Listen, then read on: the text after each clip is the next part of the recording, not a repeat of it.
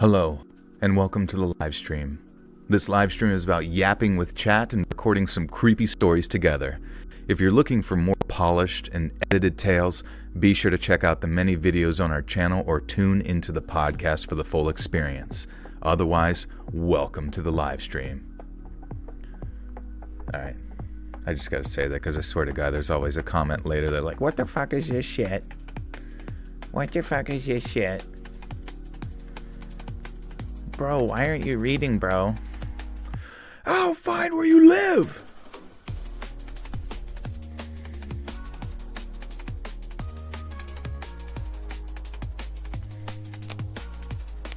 Joel's not feeding me here in the basement. Somebody send Postmates. Postmates. Somebody get this guy some Grubhub. I'm out of gruel. Stop talking, talky dude. What up, what up, what up, what up, what up, what up, what up, what up, what up, what up, what's up, guys? Welcome to the party. We're here to fudge. We're here to fudge it up. Also, last time on Twitch, the stream peaked at 12 viewers, and I got an email saying that my stream was in the top 25% of all streams on their website. And I was like, no way. And they're like, well, it wasn't a conversation I had with it, but basically saying like anybody that gets 12 viewers concurrently on Twitch means they're in the top 25%, which actually is not a good business model in my opinion, because all that would indicate is that the only people that really matter to them are the ones that are just always big. You know what I mean? Because you can only have so many people really on your site at one time anyways. But go follow me on there. Let's just look at Twitch right now. Browse. I don't scroll, I just browse. So the top category is just chatting. There's me at number 1 with 48.3 thousand. We got Queso. We got Wendy. We got Agent 00. It is crazy. I'm like complete. I know Pay Money Wubby. One of his stories got on my channel one time, which was pretty funny, and he reacted to it. Moist Crickle. That is interesting. There's such a myriad of creators that like I'm just like completely disconnected from and have no idea who anybody is. And that's probably for the better. Anyways, how are you guys doing? Good to see you. Charlie's back on Twitch now. I do believe so, yeah. I don't think he like stopped, did he? Or I don't know. It's my birthday, and what a good way to spend it. Thank you, Sarah. Welcome. Happy B Dizzle. What are you doing for your birthday otherwise? You don't have Twitch. That's okay. No worries. Joe, I saw an alligator today. Where did you see it? Was it in your pool? Was it waiting for you? Am I bringing you cake in my hole in the basement? I can bring the ingredients and just like toss them all down there and hope it turns into a cake. This is your first time catching a live. Well, welcome. Yeah, anybody who's new, we're just chilling for a little bit, chatting, recording stories tonight. We got Deep Woods stories. They're spooky, they're scary. They're gonna make you go, wow! Wow!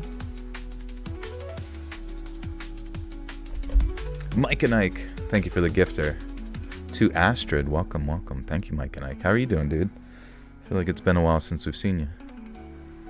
What did you just walk into? Me changing. Have some respect.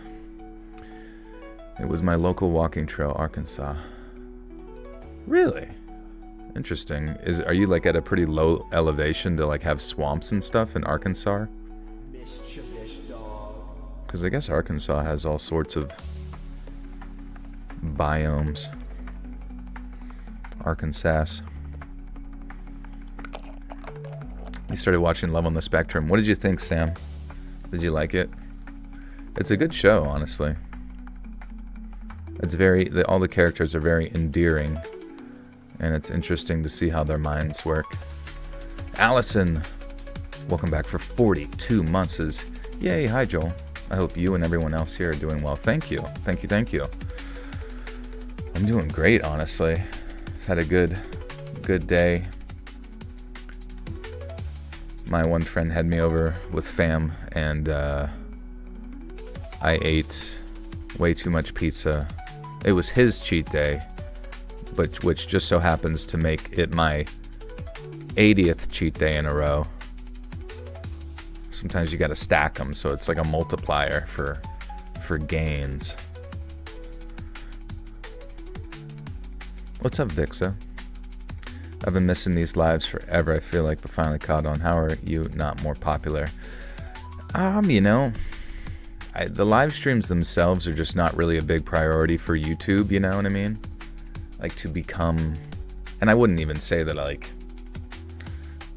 I don't even know. I wouldn't even say my streams are something that would deserve 48.3 thousand concurrent viewers. I mean, maybe. If they wanted to watch it. But I'm never, my takes on things are never going to be, like, wildly enlightened or anything like that. It's Wednesday already, I know. Honestly, I thought on Sunday, when I streamed last, I thought that was Wednesday. Like, I have no concept of time. It's also your cheat day. You're going to get Taco Bell. Hell yeah. Diarrhea town. How are my kitties? I just got the one. He's currently not here, but he's doing good. Also, I was talking about those ants before. That somebody gave me an idea where you put the plate filled with water and then their bowl of food down, and then the ants couldn't get to it, which was great. And then I put like cinnamon on their ant trail, and it seemed like they just got confused, and then all the ants just sort of disappeared. So I have no idea.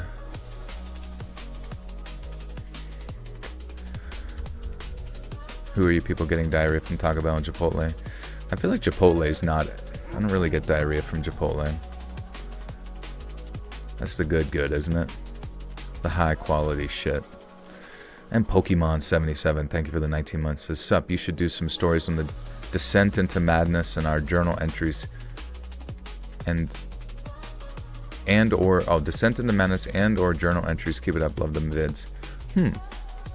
What would the descent, is that like is it just journal entries of people going nuts like H.P. Lovecraft style or something like that? It's so wholesome, thanks for recommendation. You're welcome. Yeah, it's a good show. Season 3, I just finished it. It's crazy. How many episodes were in like season 1 though, and 2? It seems like seasons for shows are just getting more and more less. I guess because they kind of have to like hurry up and pump them out. A decent amount of madness. What's up, Daphne? Love you so much, but you have a query about the repeat story? Sure, go ahead. Let's hear your query. Your queefy. An in-queefy. Can you do some paranormal stories next? I definitely can. I probably would lean more into doing them on bonus content, at least initially. I really want macaroni and hot dogs right now. Right this instant. You can make them. Throw them in the macaroni and hot dog machine. Hey, thanks, Mark. H.P. Lovecraft, I was going insane. So insane, I wouldn't dare tell you how insane I was going. I know, that is kind of funny how he writes like that. He's like, this shit was so fucking crazy that, like, I'm an author known for explaining things, and, like, I can't even do it. And now the monster's here, and it made me so scared that I'm scribbling off the page. Do some hiking horror stories. We might get some of that tonight with the Deep Woods Johns. So get ready for it. It's going to be bonkers. Are the repeat stories because you've been busy in personal life, only because I noticed a lot of repeats recently? Probably here in the 3-hour videos, which is like compilations. I do that like once a month. It's like remastered audio that promotes the podcast side of things. So that's probably most likely where you're hearing it. But yeah, you'll get that like once a month on the podcast side. I once listened to an H.P. Lovecraft audiobook where the professional narrator was overtly trying not to laugh at one particular overwrit description. That's funny. There was one, I forget which of the H.P. Lovecraft and the Necronomicon that I got off of Amazon. It was a narrator on there that just was absolutely killing it, and I just felt like I was in HP's world. I was inside of a Hewlett-Packard printer. How was my day? It was good, honestly. A long day of recording for some other projects, and but it was good. It was like a good workflow. Really happy about it. And yeah, other than that, just spent it with some friends and trying to get locked back in to get back into fitness. I think I'm going to try to do some type of calisthenics from here on out for a while. Alex Love, welcome back for 45 months. Says, hello, hope you're doing well. Excited for a great night. Thank you, Alex. Thank you so much for 45 freaking months. What is that? Almost 4 years. That's insane. Thank you, Alex. Do you listen to any podcasts yourself? You know, I do. I guess I would listen to the Tim Dillon podcast a lot. That pops up quite frequently. Tim Dillon is very funny. But I do listen to a lot of just random people talking on YouTube about stuff.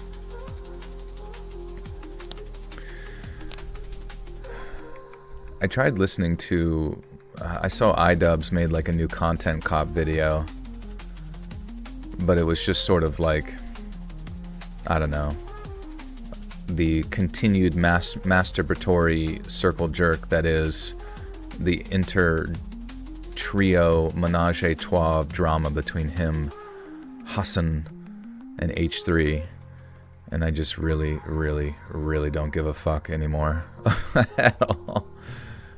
Oh, Daniel, no worries, dude. No worries. Thank you for asking, though. I appreciate you. Def the best types of videos. You're a goat narrator, and who I'd give to hear you read some good novels or whatever else you narrate. Not sure the work you do outside for this channel. Well, I'll keep you posted. It's going to be sick. You want to go to my gym? Just gotta go. Go to every gym you see, and maybe I'll be there. Yeah, I'm doing Kegel. That's what I'm trying to get back into. Kegel exercises. I'm sick of shitting myself randomly. Crime Girl, what's up? How was your new video? Spin and tricks worked for me. Great workout. Spin and trick. Oh, spin and TRX. Oh, okay. So biking and is it just rings? The TRX rings or something?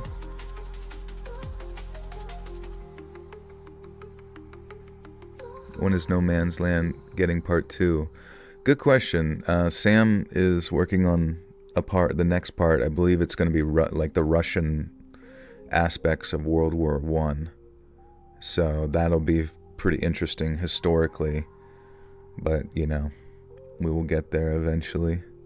Ever thought about doing stories like the ones Dark Somnium does? Yeah, absolutely. I mean, I kind of do that in the bonus content a little bit.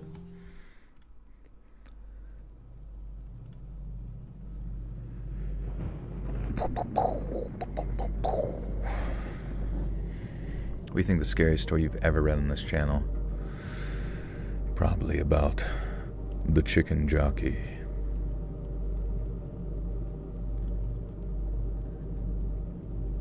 Yeah, and I have seen the Minecraft movie.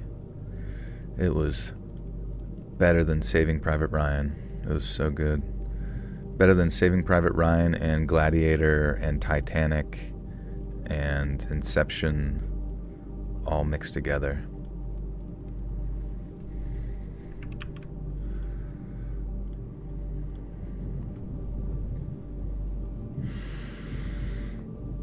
Okay.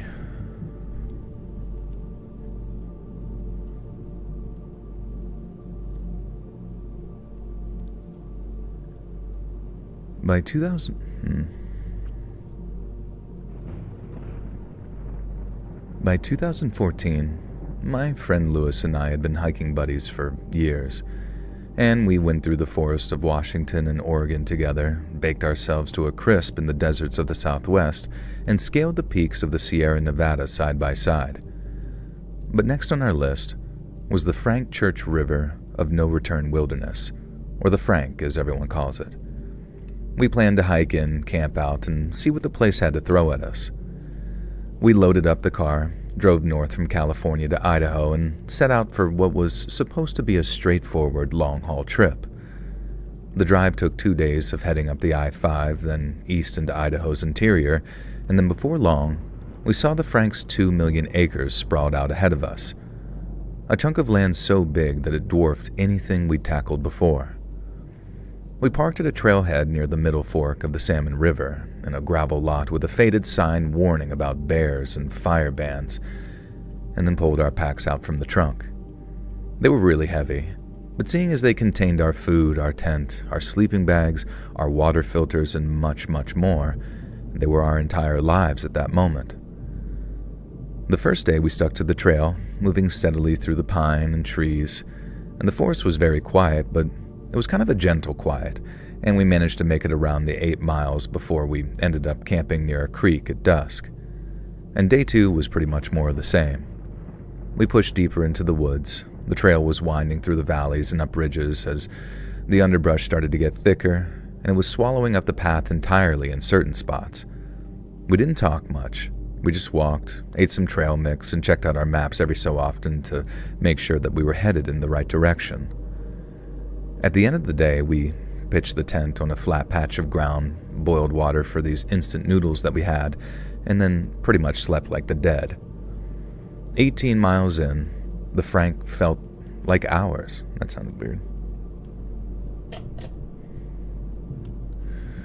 18 miles. 18 dudes at Ram Ranch. The Fallout TV show is a great adaptation. They nailed the tone of the series and they got all the props right. Oh, that's cool. Did they get the chicken jockey?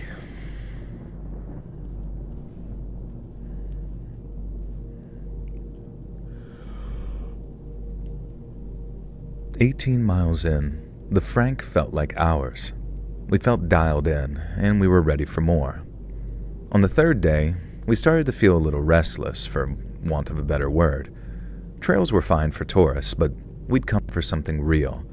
So when Lewis suggested that we ditch the path and cut cross-country and see what most people missed, I didn't argue. We veered off the trail, and the change was almost instant. The woods turned very dense, with trunks wider than my shoulders and roots that started to sprawl out like veins under the dirt. Moss was pretty much draped on everything, starting to dull the light of the sun coming in, and carpeting the forest floor so thick that it was almost like sponge under our feet. We moved a little slower, avoiding rabbit holes and scrambling over fallen logs, and while it made for much rough going, it truly was worth it. The place felt completely untouched, like we traveled back in time by almost 1,000 years. Then at one point, Lewis suddenly stops and tilts his head to the side like he'd heard something. A second later, I caught it too. This low hum, steady and very out of place. It wasn't the wind or running water. It sounded artificial almost. Oops.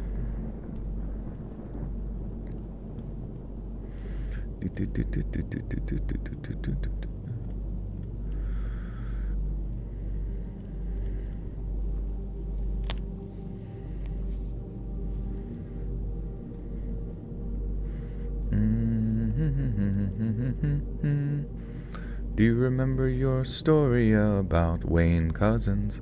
I don't, no. I feel bad. I oftentimes don't really remember the stories about true crime very well. Claire is having Matt Rife's baby. That's good. I'm sure he's got lots of babies out there. If Matt Rife had over 15 children with various women, would he become less attractive to you guys or more attractive? Just curious. It wasn't the wind or running water. It sounded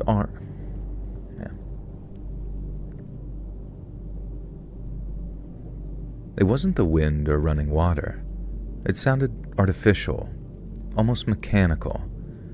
And me and Lewis didn't say anything to each other. We just obeyed our sort of mutual curiosity and followed that noise. The sound grew louder as we pushed forward, then, after a few minutes, we broke through this thicket of saplings and saw it. A bunker, sunk into a low rise. A steel door was set. You love me more than your husband? Well, it's probably just the familiarity of the husband, you know what I mean? Like, sometimes we just kind of get used to people and hold other people up on a higher pedestals because we're not familiar with them. Just had my first night working in the ED, crazy chaotic. I need this live right now. Oh shoot, your first night. Well, Monica, congratulations on getting to where you are there. That's amazing. Understand that for, every time things get chaotic in the emergency department, just remember that if you don't enjoy it after about 6 months, if you don't find that you are in your element there, just remember that it looks great on a resume, you know what I mean, to say that I had this much experience, at emergency department. Now, granted, some places elsewhere probably would require maybe a year, maybe 2 of emergency department experience, but it's always a stepping stone, which is nice about nursing. You kind of have that freedom to go other places where they need more warm bodies.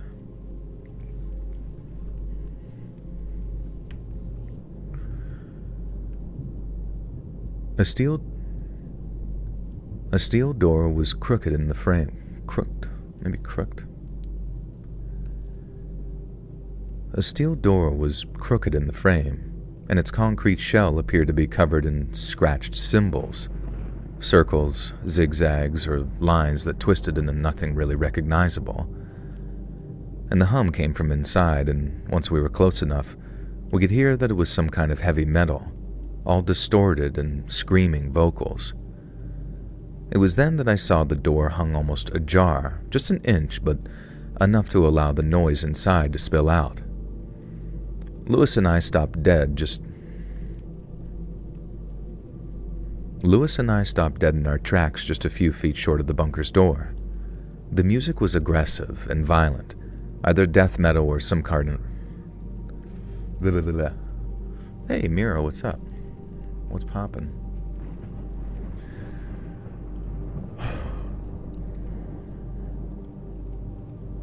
Do you have any ED scary stories?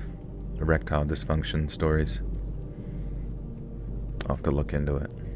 If not, we can make some happen. Lewis and I stopped dead in our tracks just a few feet short of the bunker's door.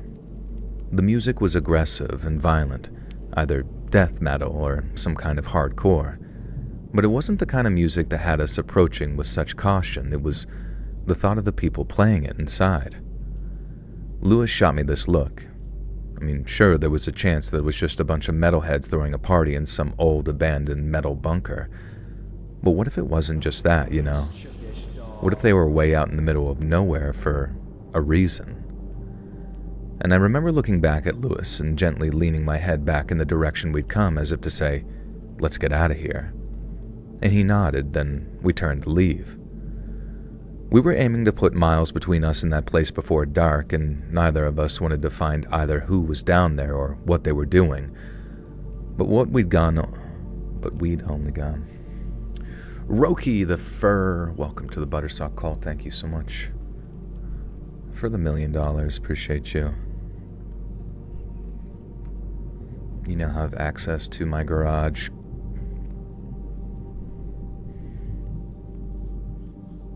Isn't Matt a piece of shit? Who, Matt Rife? I don't know. I don't think he's a piece of shit, is he? Ugh.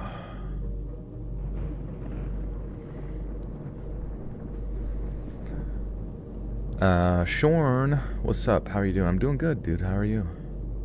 Matt had me laughing and crying with his Uncle Steve. Never seen it. I haven't really seen any of his stand-up comedy, to be honest. I just saw him, receiving Build-A-Bears from women, and I just thought to myself, ugh. who is Matt Rife. He's just a handsome, stand-up comedian who had all of TikTok flicking they bean for a while, and it's kind of whatever, you know what I mean? I've listened to a lot of stand-up comedy. I'm not saying it's bad, but like whenever he goes into the sort of like, guys, we need to start thinking about people's feelings and how we make them feel when we make them feel those feelings. Right? Right, guys? Alright, I'll be back. I'll be out back for the orgy when you guys are ready. If you need me to say any other sentimental nonsense, I will if it means you'll have sex with me. Did I flick my bean? I tried to, man. It wasn't working out. Hey, Lynn. I watched him only when he was ghost hunting with the overnight channel. Don't care for his... That's cool. That sounds fun. I want to do ghost hunting at some point.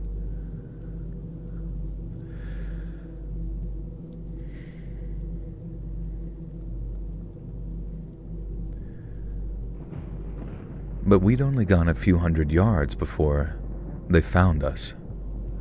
We were walking along discussing who in the hell would build a bunker way out in the middle of nowhere when two men stepped out from the tree line like they'd been waiting for us.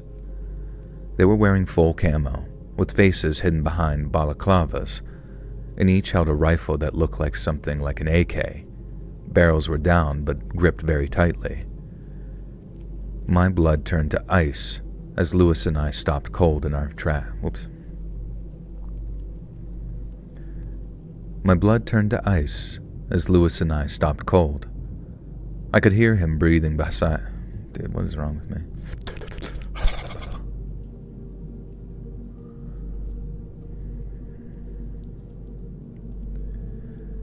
My blood turned to ice. Why is that confusing my brain? Vince the Pro, thank you, dude. My blood turned to ice as Lewis and I stopped cold. I could hear him breathing beside me, and I knew that he was sizing them up the same as I was. The two men didn't move. They just stood there for a second, eyes locked on us through those slits in their masks, with the hum from that bunker faintly audible through the trees behind us. And then suddenly, one of them raised their rifle. "On your knees," he said. "Arms up." His voice was flat, cold, and there was no room for debate. His hands were moving toward his pack straps. Counting the people back in the bunker, we were obviously outnumbered, and considering our pistols were still in our packs, we were incredibly outgunned, too. I started to ease my arms up, buying time when Lewis moved. He unclipped his pack, let it drop, and then took off running. The thud of it hitting the ground snapped me out of that daze of fear that had come over me, and then yanked my own straps free, ditching that weight and bolted after him. As we ran, a shot cracked out overhead loud enough to make my ears ring. The bark exploded off a tree to my left, showering me with splinters. I ducked, legs pumping, weaving in and out of the tree trunks as I followed Lewis, and then behind me I heard someone yelling, "Cease fire, we need them alive." After hearing that, I thought that they'd ease up, but maybe only a few seconds later more shots started coming out, lower now, kicking up the dirt around my feet. They weren't aiming to kill, they wanted us slowed down, crippled, easier to drag back. My lungs were burning, but I kept going. Lewis was ahead of me, dodging tree trunks, but I matched him step for step. The gunfire suddenly stopped at one point, but we kept on running. I didn't know how far we ran. It had to have been a mile or two, but eventually we stopped. My legs were shaking. My chest was heaving as Lewis braced against a tree. We trekked. 27 minutes already. Yep, stream's over. See ya. Just kidding. You think the guys are ice? That makes sense, I guess. Really? What would a deportation, like border patrol, or no, what is it, like someone who would want to check if you have a green card be out in the middle of the woods? Unless that's like a gang or something. Do I like Wu-Tang? Yeah, I like Wu-Tang. I mean, I only know like a few of their songs, to be honest. It's been a long ass time. Ice, ice, baby. Sounds like ice? Why does it sound like ice, though? Like, why would they be out in the middle of the woods? I mean, if anything, if it's on the border, I feel like it would be like Border Patrol or something. Hey, Leo, what's up? I wonder if I could ever run for my life or my legs and lungs would be like, screw you, and be caught and killed. I think you would be amazed at how much you could do with adrenaline, you know, whenever those, I mean, do you ever see those things where like moms who are like terrified for their baby? I don't know if this is a true story or not, but I like to imagine it is because it sounds cool. But it's like they've never lifted in their life, but then somehow these mothers can lift like, deadlift like a, 1,000-pound car off of their babies, even though they've never done that before in their life. You've seen Superman lift a car? That's a good point. Which is what moms are. Super dudes. Lynn, thank you for the gifter to Mark. Thank you. Could you please read Madeline McCann as a true crime story? I can look into it for sure.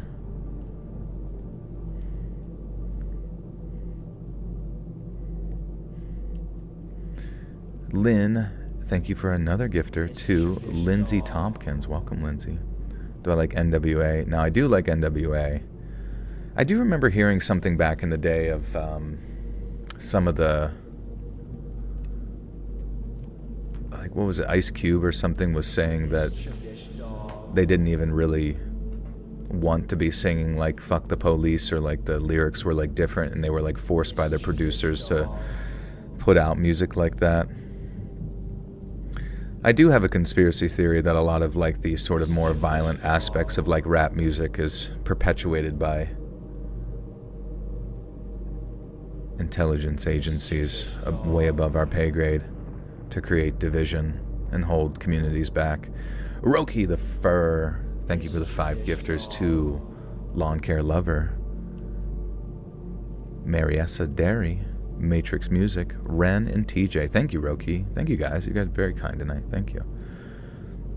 Dubs. Kendrick or Drake. I don't care, man. I don't give a shit, honestly. I like a lot of Kendrick's songs. I like a lot of Drake's songs. I don't really care about either of them as people, to be honest with you, so you just have to separate the fart from the fartist. The video of a mom lifting a 400-pound manhole cover to save her kid, pretty amazing. That is insane.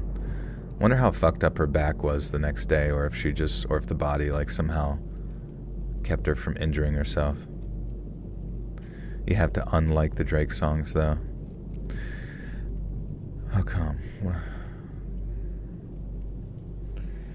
I don't know, man. I don't care enough. The whole beef thing completely killed any interest I ever had in Kendrick and Drake, honestly. I mean, it's silly. I mean, it's just another way to get people talking about stuff. You just create like arbitrary, controlled demolition, like drama that is essentially erroneous and meaningless, but it helps people. It's kind of like subconscious marketing, you know what I mean? You hear about it enough, it's buried in your subconscious. Therefore, later, because you've said I have to unlike the songs, it makes me want to go listen to them or something, and there you go. Now he gets another trillion plays. Have you ever thought that OVO was working for me? I don't know, dude. I never thought of it that way. That's exactly it. I just instinctively rebel whenever I'm told that I have to feel a certain way or take a certain side. Yeah, I think that's the natural contrarian nature of a lot of us, and that's definitely the manner in which I think most of the time is. I don't know. I think we as people are just sort of drawn towards this sort of a very abstract sense of conflict. Wherever it is, we just need to choose a side in something, even if all it is just words. Kendrick still works with folks who have abused women. He uses women as props, just like Drake. Pretty hypocritical. He's the GOAT, though. Oh, wait. Isn't that statement? Doesn't that de-goatify him? You ain't even the goat. You more like the cow. I don't care. I don't want to talk about Drake and fucking K-poop anymore. This shit is just...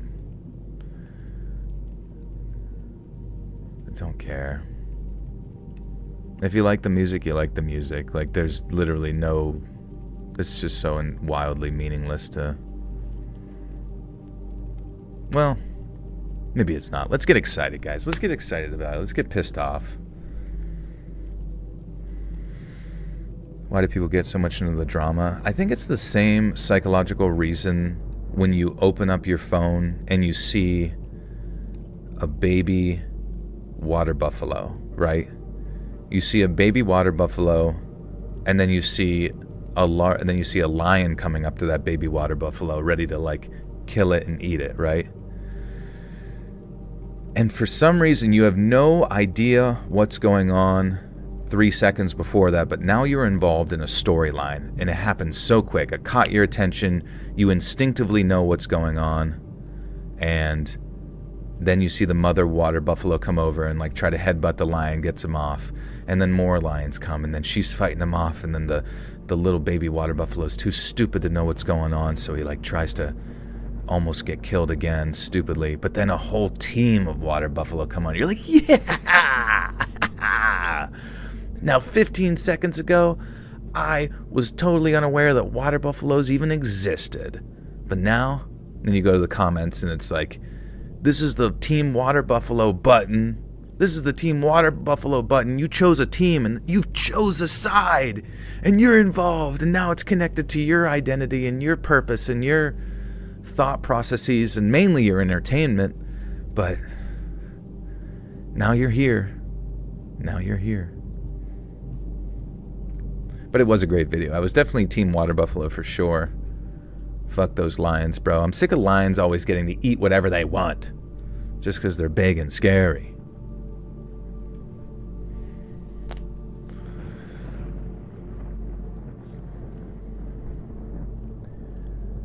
We checked to see if there was anything behind us, but there was nothing. No gunshots, no shouts, just the wind rustling the canopy.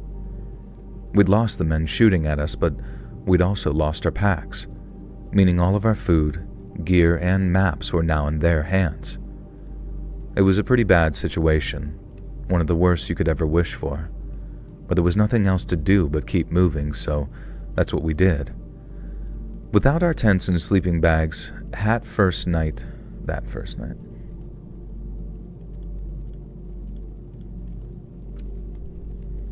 Alright, I'm Team Lion. I was Lion, actually. I want that fucking lions to rip the baby buffalo's throat out, bro. There's nothing that gets me more excited than the laws of nature.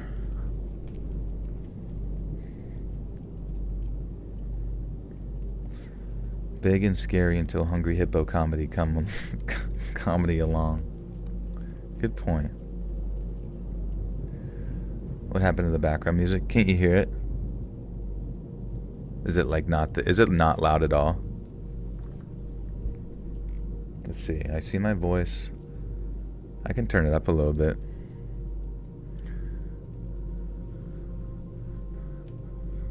You think water buffalo isn't even in the savannah? You're thinking wildebeest? Oh, come on. Stop fact-checking me, man. You can hear it? Okay, that's good. You hear heavy breathing. Do you remember Celebrity Deathmatch cartoon? Yeah, man, that show was amazing. I specifically remember it was like every Thursday.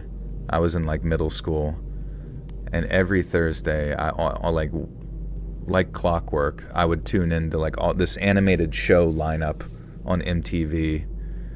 It probably started around like 7 or 8 p.m. or something.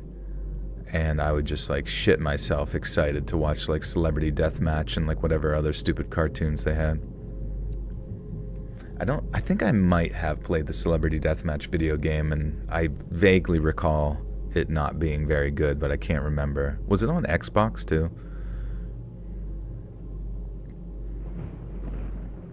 You hear someone in a basement? Where do you hear this? Is it me, I hope?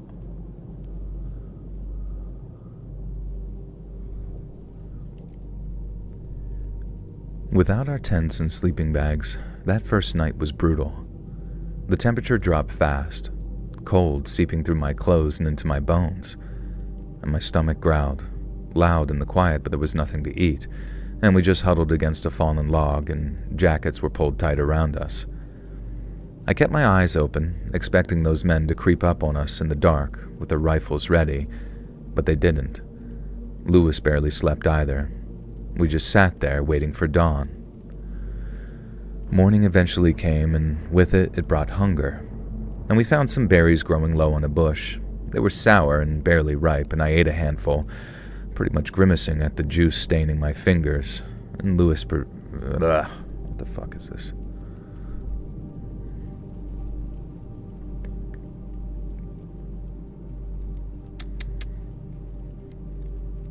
It's only been like, at that point I feel like it'd be like 10 hours and they're already eating like poison berries. I'm starving to death. I have to eat some fucking poison berries. Oh, it was PS1 era before Xbox. Oh man. I swear I like rented a Celebrity Deathmatch video game at some point way back in the day. I miss renting games, dude. I think the most fun was whenever like there was a game that you just like couldn't get, but then you would walk into like some shitty pizza shop that for some reason like rented movies and video games and arbitrarily find that one game that's been out of stock at Blockbuster for moons. For some reason that place just like has the new Grand Theft Auto Vice City available and you're like, fuck yes, I'm getting this shit.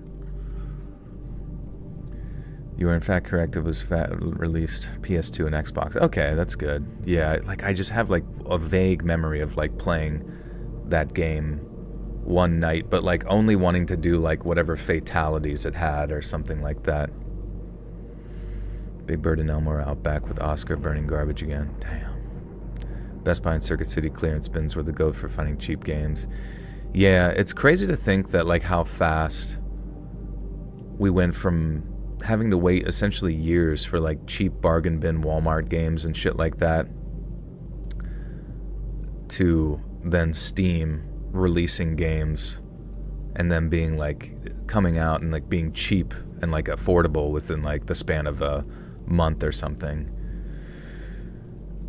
And then now you can get the Game Pass, or maybe you go on like Epic Games or something and get like free shit. Does anyone remember GameFly? Dude, I had GameFly. I was like one of the few people I knew that had GameFly, and that was how I ended up getting the original Call of Duty 4 Modern Warfare. That was like when Call of Duty that you see today became what it is, was during Call of Duty 4, and it like had just insane leveling. You know, it was just so satisfying, like getting kills and leveling and playing with friends and shit.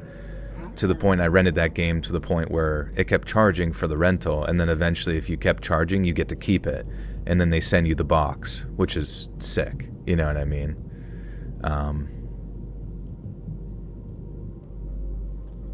But then after that, like Call of Duty didn't change at all, and it actually made me very sad.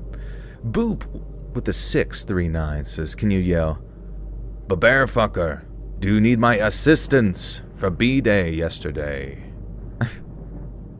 I don't know what that means. I'm not sure if I'm reading that right. GameFly was Netflix for games back in the day. It's actually kind of interesting that we don't have some sort of... do we have that? Like where you can rent video games and then just stream it for... you know, stream the game directly to your system. It makes me a little sad that we have not arrived at like super, super incredibly fast wireless gaming at this point, you know what I mean?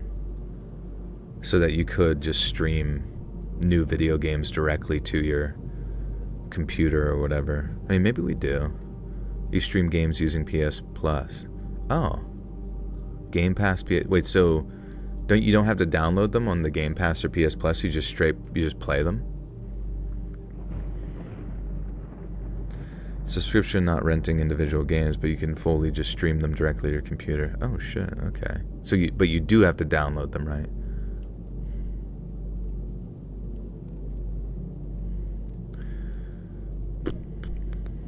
Did you ever see Super Troopers? Yeah, dude.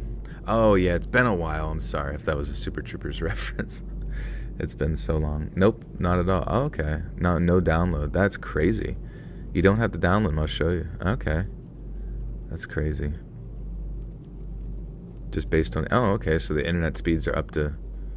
That's wild. I figured we would not be at that level yet because internet has, like, seemingly not gotten that much better. We found some berries growing on a low bush. They were sour and barely ripe, and I ate a handful. I grimaced as everything was staining my fingers, and Lewis did the same. We knew enough to avoid the toxic stuff, years of hiking paying off, but it wasn't enough to silence those tummy pangs, those hunger, damn it. We knew enough to avoid the toxic stuff, years of hiking paying off, but it wasn't enough to silence the hunger pangs. We eventually used the sun as a guide when it peeked through the trees and we started moving south and towards the car. My head ached, this dull thud behind my eyes, but we had to keep moving. And the forest just kept stretching on, swallowing every sound but God damn it. And the forest just stretched on, swallowing every sound but just our footsteps, and my boots were rubbing blisters into my heels. And we walked all day, stopping only to scoop water from some stream with our hands. Night eventually came again, and we found a shallow dip under an overhang of rock. We couldn't light a fire, as that was probably too risky, but we had no food to cook anyway. I eventually slept in little bits, waking up to every rustle of leaves or shift of the wind. And day 3, I have to say, was the worst. My legs felt like lead. We found more berries, a few edible roots that Lewis recognized, but again, they barely touched the hunger. My vision blurred at the edges, and exhaustion was starting to sink deep. I lost track of time and just followed Lewis's back as he trudged along ahead. He didn't look much better than I did. His shoulders were slumped and his pace was slowing, and we didn't talk about the men or the bunker or the guns. We just didn't say anything at all. We just kept walking. When we hit the dirt road, I swear that I could have cried with relief. It was nothing but a thin, rutted track cutting through the trees, barely wide enough for a truck, but my God, it was a road. We stumbled along it until a ranger station came into view. It was a low wooden building with a pickup parked out front, and we were completely filthy, scratched up, our eyes sunken into their sockets.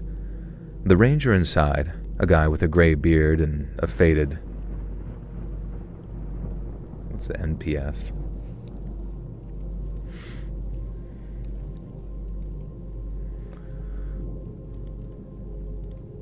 National Pacific or... What is...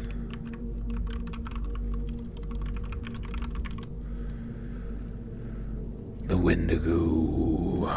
Yeah, with some of the first God of War games. I was streaming Split/Second the other week. Oh, okay. National Park Service. Okay, that's what that was. Sorry. I called Target once to get a portable CD-ROM for my PC, and the kid has zero idea what I was asking for, but he just kept saying, "You mean like a Blu-ray?" That's funny. A portable CD-ROM. What were you trying to get? Was it a game? Or just like something that was like a program or something? Like a tax program? I feel like they definitely... I do remember that was like something when I was younger that I used to love, like going to Target or Walmart and like just seeing like the really, really shitty and really, really cheap CD-ROM video games. And then just like guesstimating. I had no idea about PCs or what any of the specs on the back meant that you were supposed to like compare to your computer. So whenever I would get it, if hypothetically it was cheap enough, I would just guesstimate on whether or not it was going to work, and you would just get lucky if it did. I remember there was this fun like Need for Speed racing game that I got one time that was awesome. And then there was also this like other random like a really shitty first-person Vietnam shooter or something. It's just like so funny to think like how terrible these games were. And how lonely they were, too. Just sitting there in front of your computer playing a single-player game with, like, no dialogue, no anything. Just straight gameplay and, like, NPCs making the same death noise, like, 50,000 times in a row with the same animation. Was it zombies in Vietnam? No, it was just like straight Viet. You were just a single guy in a Viet Cong, and like the most like, it was like slightly better graphics than like Turok, you know, on the N64. Shell Shock 2 Blood Trails. Oh, I do remember Shell Shock. That was an interesting game, but no, it wasn't that one. Did I ever play Myst? I tried to play Myst, but I think the puzzles were actually too hard for my brain at the time, so I just like never got to make it very far, because I think I had like an uncle or something that had those on his computer. Just wanted to say I love your videos. It's great. ASMR helps me fall asleep and listen to different topics. Oh, thank you, Lauren. Appreciate you. I think it's called just Viet Cong. Yeah, it might have been it. That would be wild if we could find it real quick. Viet Cong PC shooter game. Was that it? 2003? Maybe? I don't think you had like a squad or anything. It was just like you were a solo dude. I don't remember the graphics being any good at all.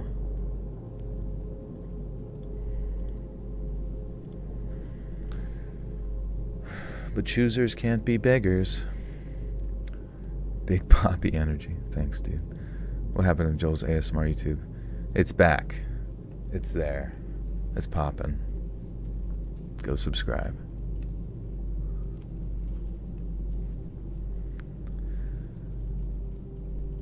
We were filthy, scratched up, our eyes sunken into their sockets. The ranger inside, a guy with a gray beard and a faded NPS patch, took one look at us and said, "I'll get you boys some coffee." And as we sipped from our cups, we told him everything. The bunker, the weird graffiti that we saw on the side with the symbols, the men with the rifles, and the fact that they chased us. He called the police, who showed up an hour later and took our statements and then sent rangers to check that spot. And we were hopeful. But when those rangers came back, they said the bunker was completely empty. No people, no gear, just the concrete shell and those scratched up symbols. There was no sign of our packs either. And the police didn't seem surprised. One of them even said the Frank had a history of militia activity, armed groups that... Militia? Oh shit. The Buttersock OnlyFan link. It's coming. It's coming.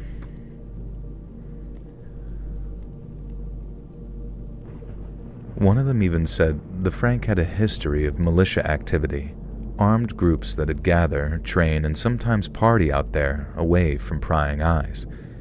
He figured we'd probably cross paths with a nasty one, violent types who didn't like witnesses, and we were lucky to be alive. They told us not to go back, not through that area anyway, and that was it. No arrests, no leads, just a warning and a shrug. Now, driving home, Lewis started out.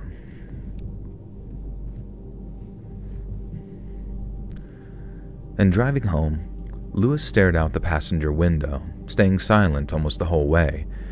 I gripped the wheel. My knuckles were turning white, just replaying all of that in my head. The forest had been once ours. The forest that had been ours once, a place of sanctuary and recreation.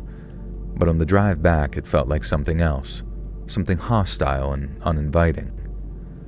Lewis and I didn't talk about hiking again for a long time after, not in the Frank, not anywhere really, and I've often wondered who those men were and if they ever returned, rifleless.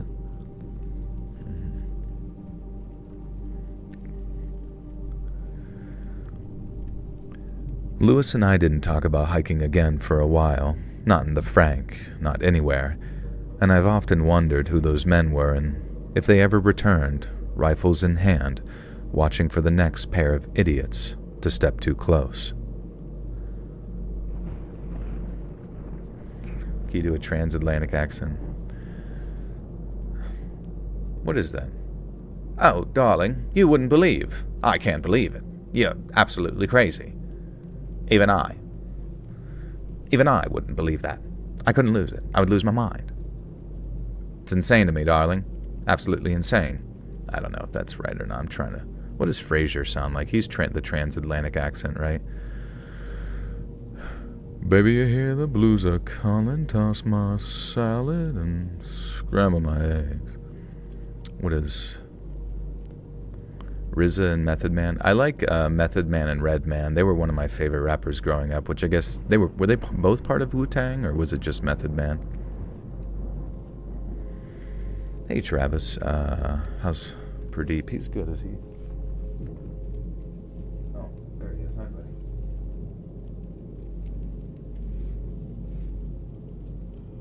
Toss my salad and scramble my eggs.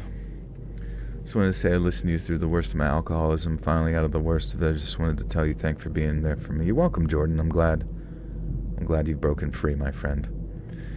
Now you must replace it with good habits, working out, spirituality, healthy eating, socializing, friends, all the good stuff of life.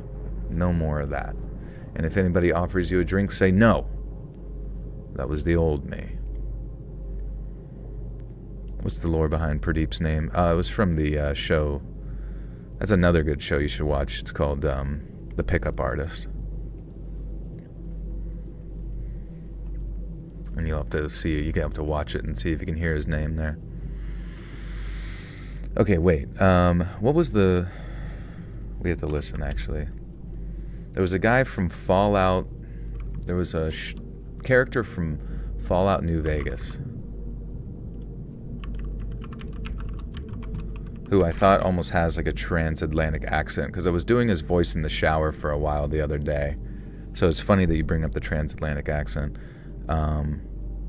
Graham, Joshua Graham. He's like some crazy Mormon who like is cold as hell.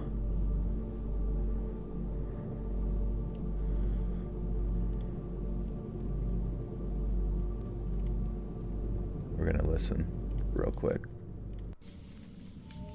There are many reasons why that would be a bad idea. I will illuminate 3. There are many reasons that would be a bad idea. I will illuminate 3. What did he say? Eliminate? I will eliminate 3.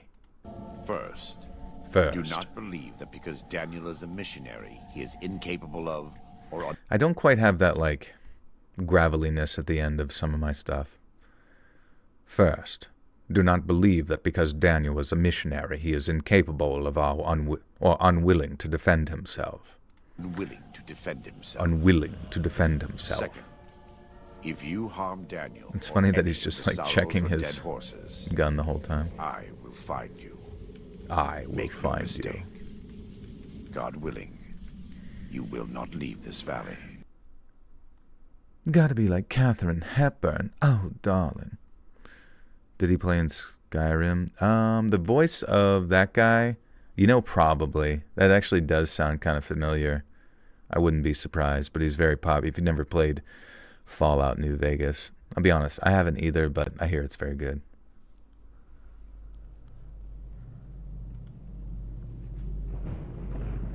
He does sound like Optimus Prime. What if that is him, actually? Let's see. Voice of Joshua Graham. It is voiced by Keith Sarzabiaka.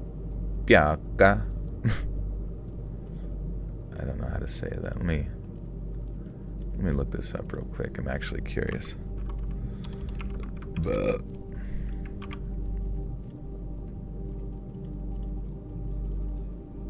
Sarabaika. Does that sound right? Wait, Peter Cullen? Are you sure? The voice of Joshua Graham in Fallout New Vegas, Honest Hearts DLC, is Keith Sarabaika. Sarabaika is an American actor, known for other roles, including Mickey Kostmeyer on The Equalizer and Daniel Holtz on Angel. He also voiced Dr. Terrence Kyne in Dead Space, Major General Spencer Madhead in Dead Space 3 and Harbinger in Mass Effect 2. Oh, Optimus Prime is Peter Cullen. There you go, sorry.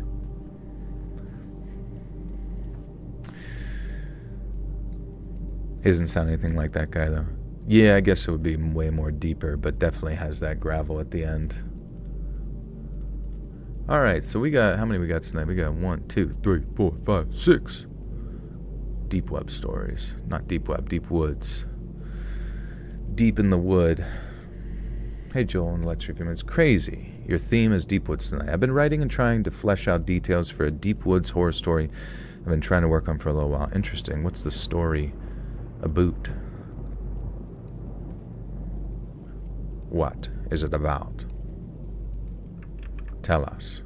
Tell us all the details now. Or we will find you, and we will pull those details from your brain.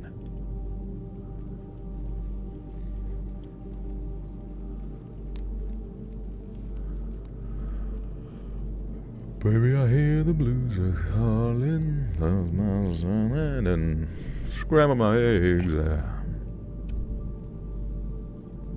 Play 38 Special by Juice. No song request, please. Alright, you can request songs, but I won't play them, unfortunately.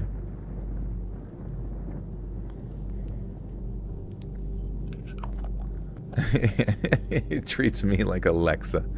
This is true. I am a robot. I used to be a forest surveyor back in the 90s, working up in Vuntut National Park in Yukon, Canada. I'm going to make sure I say Vuntut correctly. Vuntut. Vuntut. I found you camping out in Vuntut. You thought you could get away.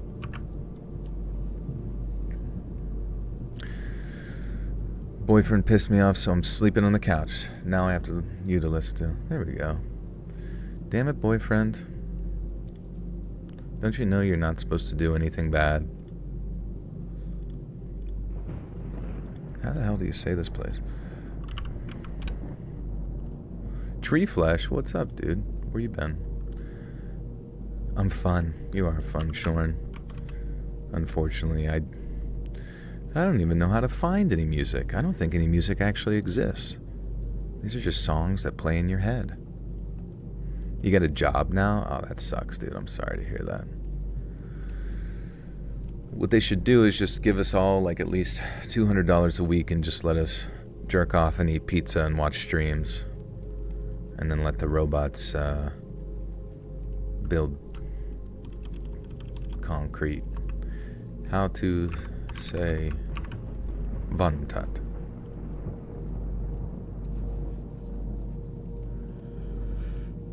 Getting lost in the woods on a camping trip with friends.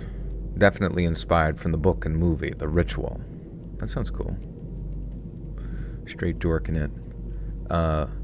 Okay, Vuntut rhymes with fun cut. Okay, perfect. Vuntut, we're going with it. Man, everybody's pissed off at their boyfriend and or husband today. What if they're pissed off at you? Are they allowed to do that? Can they do that? Come on, let them do it. Let them get mad at you. Just a little mad.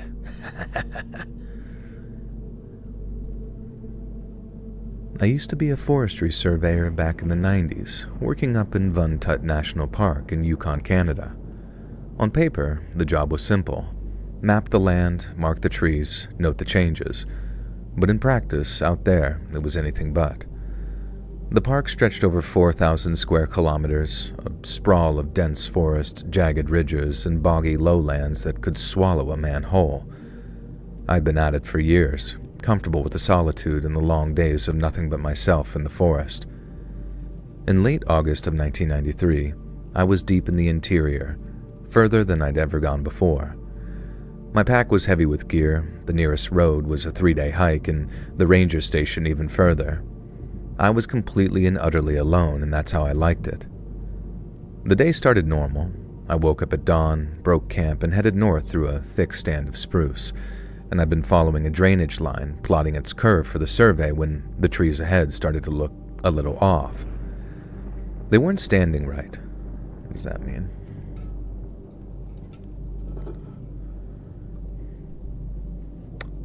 They weren't standing. Oh, there we are. Is he reading this right now, or is it pre-recorded? Yeah, I'm reading. This is live. This is live.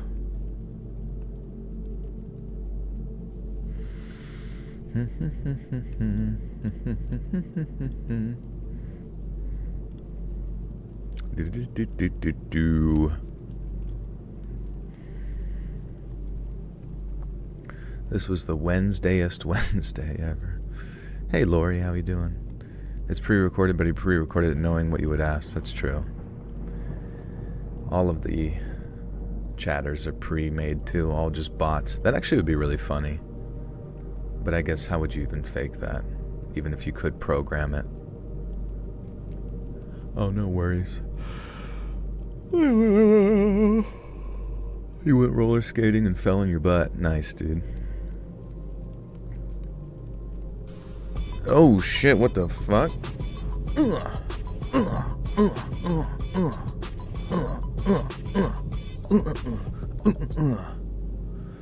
Roki the Fur with a big $50 donation. Goddamn, says, I've been gone for a while, maybe a year. Remember I said I told my mom I'm a furry and she threatened me with a wooden spoon if I squat in her garden. Well, I pretended to and she kept true on her promise. I've got bruises now. Don't recommend. Hey, we've all been through that, don't you worry. My mom was pissed when I left my slime trail all over the house. But it's just me, you know? Also, since you're a furry, just had a question. First off, thank you for the huge donation. Is it true that furries get litter boxes in school? Is that actually a thing, or is that just something people make up? We ever get an AI clone to make more videos? Probably not, honestly. The chicken jockey zombie. Your mom kicked your ass because you're a Power Ranger. I told her I was Bruce Lee and she beat the shit out of me.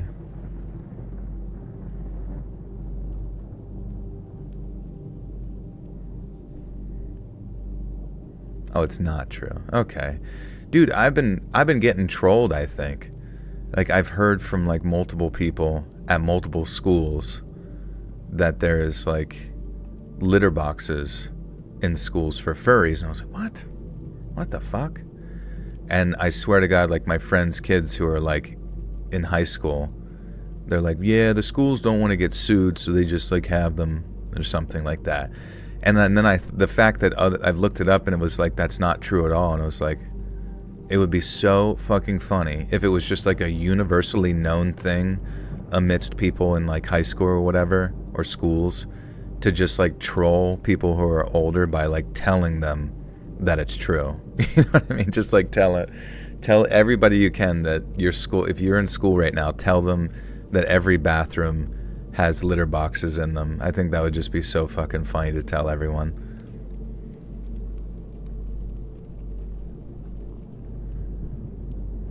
Even if they were there and they took them out, tell them they're still there.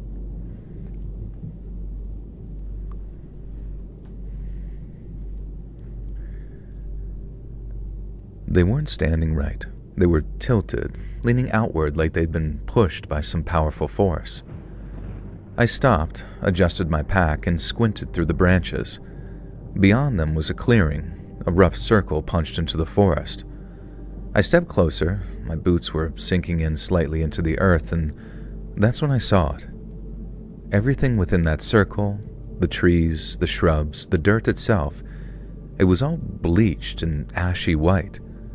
Not burned, not frosted, just sort of drained of color.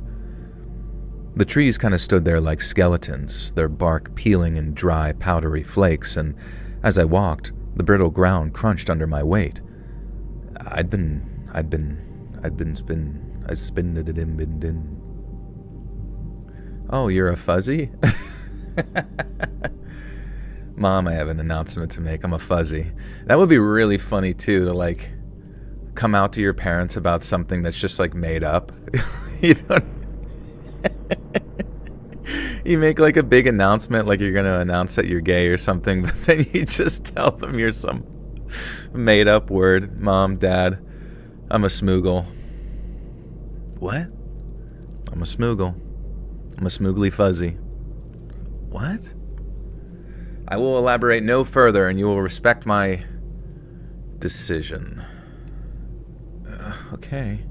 And then they tell your grandma, or like you see your grandmother announce it on Facebook, just found out today that my grandkid is a fuzzy. Your left pinky toe hurts. Is it infected?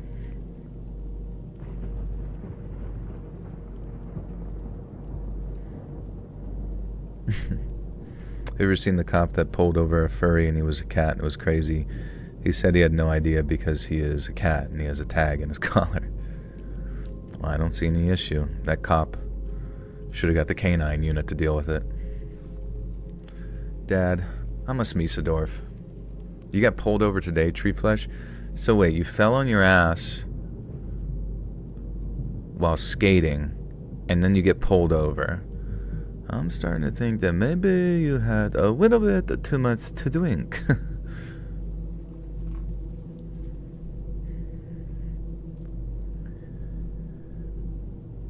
I'd seen plenty in those woods. Fire scars, beetle kills, even after...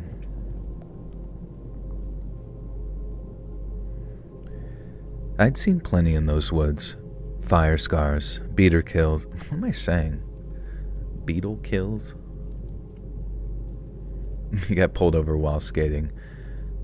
So I got pulled over today on my way home from work, and then I went bowling and skating and fell on my ass. That's the question. At what point did you take an entire fifth of vodka? Wart. But I managed to joke my way out of the ticket with my career. You rizzed up the cop? That's amazing. He said, that's a pretty cool firearm you got there. Sure would be a shame if I went for it. And he says, stay in the car, and you fucking took off. You're like, I rizzed his ass. And then he just couldn't find you. I'd seen plenty in those woods. Fire scars, beetle kills, even the aftermath of a bear tearing through a campsite. But this was different. I moved forward, drawn toward the center despite the growing sense of unease in my gut. There, in the middle of it all, was a crater. It was small, maybe 3 feet wide and 2 feet deep, little more than a shallow scoop in that white earth, and I stood over it, staring down. There was no meteorite, no rocks, no sign of what had just made it, just an empty hole. I remember how still the air was. No birds, no winds, no nothing, and how I felt a sharp and sudden chill crawl up my spine. I couldn't place it, but something about that spot made my skin prickle, like I was being watched by very unkind eyes. I shifted my weight.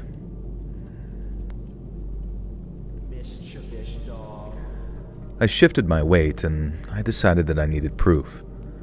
I dropped my pack and pulled out my analog camera.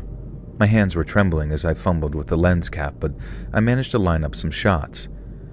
I got some wide angles of the blasted trees and a few of the white expanse, and then close-ups of the crater itself. The shutter clicked with each photo, and the snaps were... The shutter clicked with each photo. I took a dozen pictures, maybe more, becoming more and more unsettled as I did. This wasn't just another log entry. This was something my bosses needed to see, something the scientists were going to be very interested in. And once I was done, I packed the camera away and slung my bag over my shoulder and started that trek back, only too glad to be getting away from that place. I knew there had to be an explanation for it, but still, the place just gave me the willies seeing the aftermath. The walk out of the woods was a long one, maybe 6 or 7 hours in total, and I planned to camp another night, but after seeing that strange white patch of forest, I wanted solid walls around me at that point. The first couple of hours were fine, just the usual ache in my shoulders from the weight of my pack, but then after a while, the headache started. I figured it was the strain, maybe dehydration, so I stopped and drank pretty deep from my canteen, but it didn't help. My stomach started twisting into knots, a kind of dull pang that got sharper with every step, and by the time I hit the last ridge before the ranger station, I was sweating like a pig. With the station in sight, I stopped and leaned against a tree to catch my breath, but then just as it felt like my head was clearing, I threw up. I vomited. It hit me fast, a hot rush that left me gasping. I spit and wiped my mouth and realized that there might genuinely be something wrong with me. I stumbled through the door of that station just a few minutes later.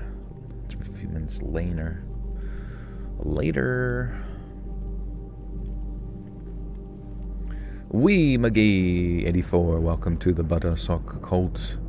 You now have access to bonus content. Thank you.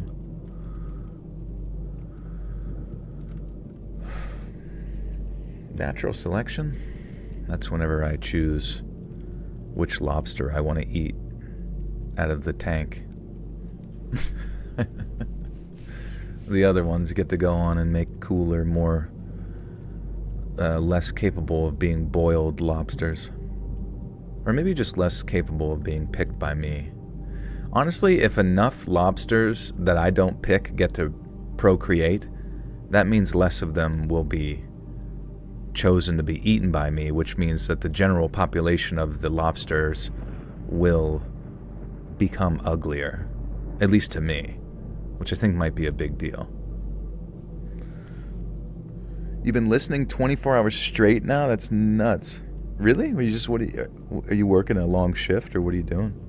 Holy shit, Roki the Fur, thank you for 10 gifters. That's very kind. To Talia Lear, Eric, Frankie the Chihuahua, Christine Z, Bruce, Mama Nam, Peaky Blinder, Leah Ayers, Game Fan April, and Stranger. Welcome, friends.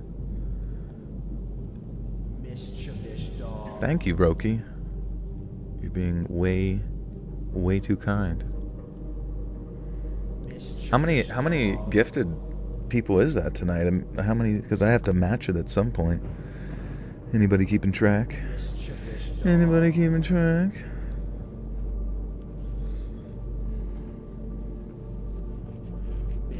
Still so much snow in the mountains. Damn, dude. Whoa. Hey, Galactic, what's up?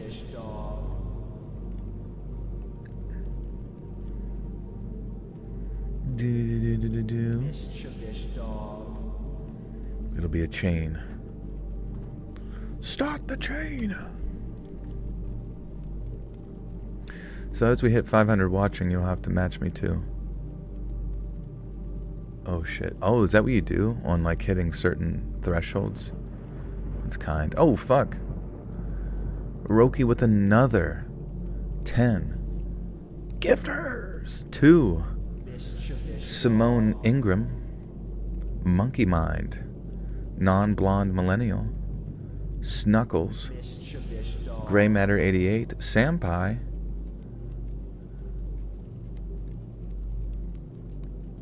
Elate, Jessica 1222, Neorox, and Grim Creeper. Welcome, friends. Thank you so much, Roki. Jesus Louises. Everybody's gonna get to listen to some bony-ass content.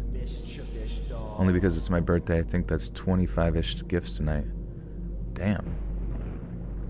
Should I do it? Do you want me to match it now, or do you want me to wait? Should I do it now? Should I do it now? Show my support. I'll wait, just so we can relish in the thanks of everyone else. But thank you for keeping track. Also, happy birthday, Boop. Scrubble it. Wait till 500. We'll hit it. All right, let's do it. But thank you so much, Roki, and everybody. Yeah, what are you going to do for your B-Day? Or have you done for your bidet?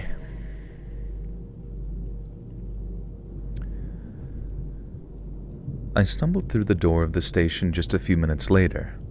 The ranger on duty, a guy named Pete, looked up from his logbook and just froze. I must have been a sight. Pale, sweaty, and swaying back and forth, probably a little puke still on my shirt, and he grabbed the radio before I could even say anything and then barked something about a medical pickup. I didn't hear the rest. My legs gave out and I hit the ground and I puked again. Pete rushed over as my vision started to blur and I felt hands on me and then just nothing. I woke up in an ambulance, and my head pounded. My skin was...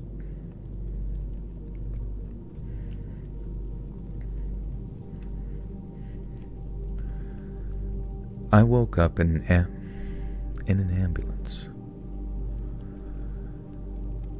I woke up in an ambulance. My head pounded. My skin was thick with sweat, and an oxygen mask covered my mouth and nose.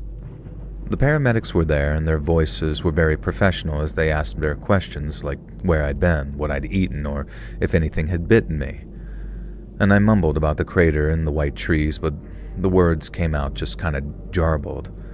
And I don't know if they gave me anything, but I remember blacking out again, and the next time I opened my eyes, I was in a hospital bed. And the room was sterile. There were white walls and these beeping machines with an IV line tugging at my arm, and I just felt completely hollowed out, but I guess I was alive. When a nurse realized that I was awake and that I could hear her, she called a doctor into the room, and he was a tired-looking man with these very thin glasses, and I was relieved when he told me that it was good news. He said their best guess was that I'd been hit with some kind of viral infection, something really nasty that most probably came from an insect bite. But after stabilizing me with IV fluids and some antivirals... Oh, wait. How was the... Sorry. But after stabilizing me with IV fluid, antivirals, and I'd be out in a... Oh, sorry. I get confused when a sentence starts with, like, but after stabilizing me with fluid, and I'd be out in a few days. Okay. Hey, another Ollie. The other Ollie is here. 2 competing Ollies. Ollie 1 and Ollie 2. My favorite skateboard trick. The main Ollie. Main character Ollie. You guys have to fight each other. That would be kind of sick if there was something like within YouTube's chat system that was just like a little game. You know what I mean? Just like a little simplistic game, even if it's just like a memory game or like a guesstimation game. You know what I mean? Like somebody was like, all right, guess the number I'm thinking of, or a machine or some AI, interactive AI or something. Like even if it was like trivia, that'd be kind of sick.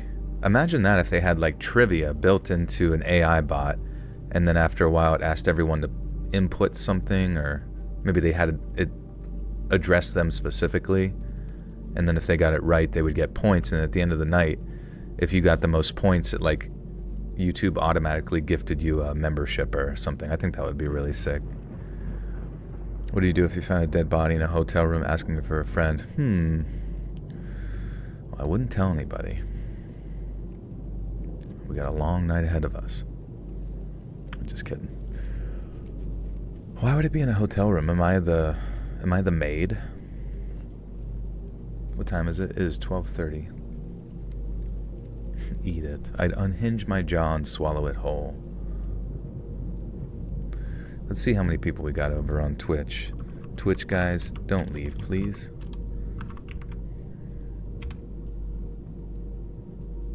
Three. We got 3 over there. Damn. Your work has a litter box. Hell yeah, dude. East Coast, I'm all the way in Alaska. It's 8:30. Oh, yeah. East Coast. Poll request. Have people vote what their time zone is. Okay, that'd be kind of good. Engage with audience. Start poll. I don't even know what the time zones are called. What's your time zone? So we got... Well, I don't know.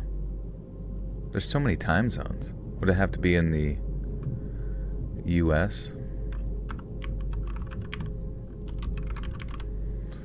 U.S. time zones. So wait, Central Daylight Time? I don't even know all of them, damn it. So we got the Pacific time zone, Mountain time zone, Central time zone, East time zone. Alaska time zone, Hawaiian time zone. Interesting. The real mofo time zone. Alright. Well, we're here. Let's type them in. PTZ? MTZ? Are they Z's? Is it fine? The Twilight Zone.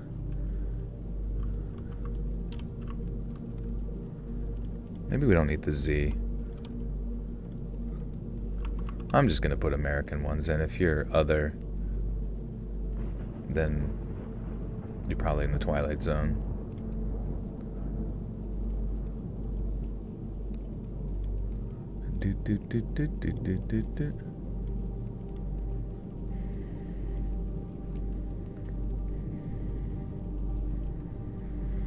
I always think the West Coast is the earliest time zone, then I forget there's Hawaii and Alaska. Yeah, they way out there and shit.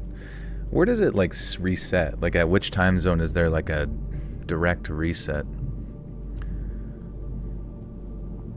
Andrew Legault, welcome to the Buttersop Cult. Thank you, thank you.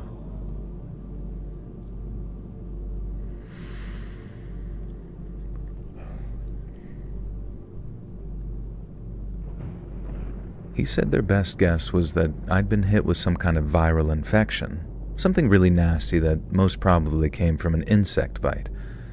But after stabilizing me with some IV fluids and antivirals, I'd probably be out. Fry's time zone is the PTSD. But after stabilizing me with IV fluids and antivirals, I'd probably be out in a few days. I nodded. My throat was dry, but my mind went straight to that crater. It wasn't a bite. I knew it wasn't. I told him about the impact site, the bleached circle, and the empty hole, and he listened, scribbling some notes, and then left. And he'd said he'd keep it in mind, but I knew he wasn't listening. Delirious people probably say crazy stuff to him all the time. All the doctors can do is work with what's in front of them. And I got discharged a few days later, still shaky but able to stand on my own, probably with a hefty bill. And back at headquarters, I handed over my camera. My boss, this gruff guy named Harris, took it off my hands after asking me to go over what I'd seen. And after that, I sat in the break room while the tech developed the film. I needed those pictures. They'd show...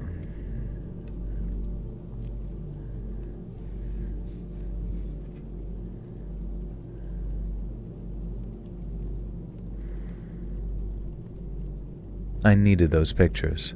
They'd show that I wasn't crazy and that something real had actually happened out there. Now note, some National Park Service facilities used to have photo darkrooms to develop film photographs taken by rangers and photographers. These basic setups, which include enlargers and chemical trays, supported park surveys and exhibits in the I guess that's not important.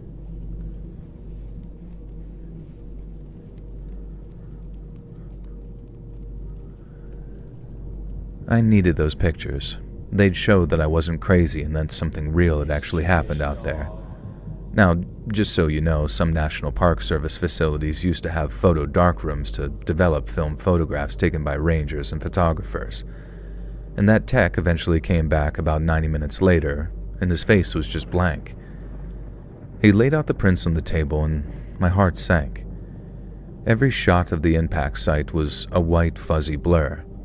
Not overexposed, not underexposed, just a static mess of nothingness. The other photos, the ones from earlier in the trip, were fine, but the crater and the trees and the bleached white bark and soil, they were all gone. And I remember staring at the prints, my hands clenching the table's edge, and the tech just shrugging. Do I know Mr. Nightmare? Yeah, we're dating. Security, welcome back for 28 months. Says W stream just in time for the dream. Thanks for the cackles and scares. You're welcome, my friend. Good luck getting swoly-woly. What day is it today? Leg or butthole day? How many pennies do you think would fit in your curtain room? Pennies. Oh man, probably at least 30. I am Mr. Nightmare. We have become one. We have formed together an amalgamation of spooky.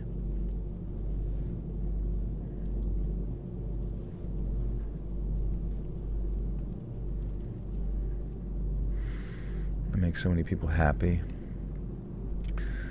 Well, today is going to be the day where I make you unhappy. I've got the nuclear codes right here. I'm going to punch them in, and we're going to blow everyone up.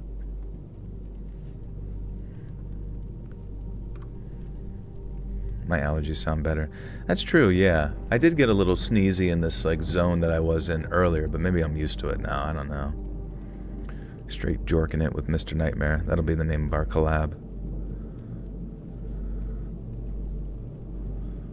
Your life is just starting.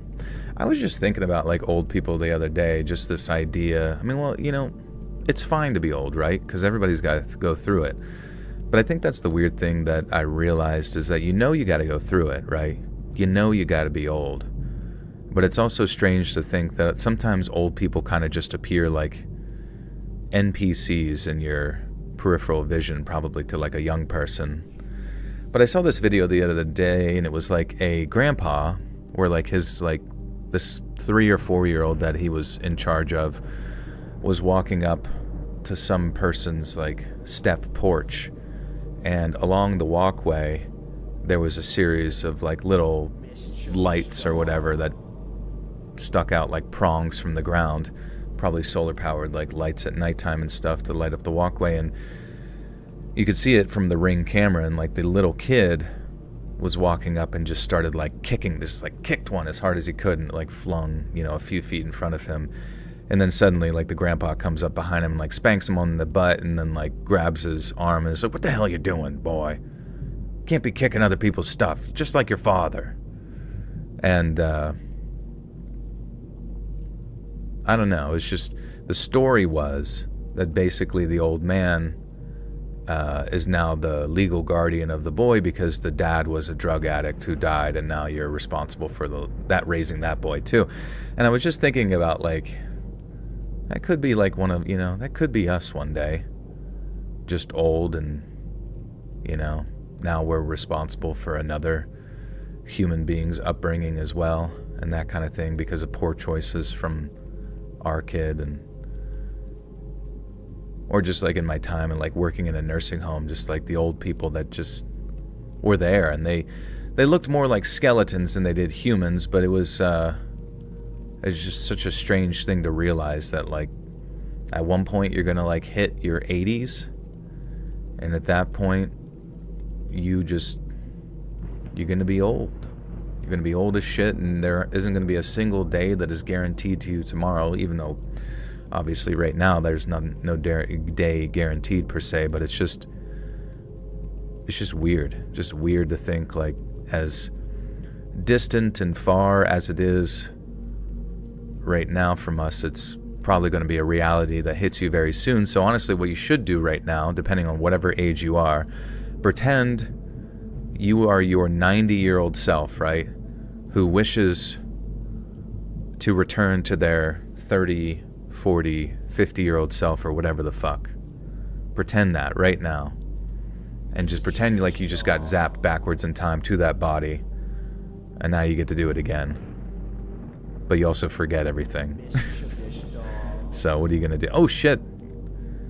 Well, first off, Perla Nara, thank you for the 18 months. As my birthday is Saturday, my kid, 24, is sat up a just drink day full of museums and day drinking. That sounds fun. That's awesome. I hope you have a good time. Thank you. And welcome to the Buttersuck cult.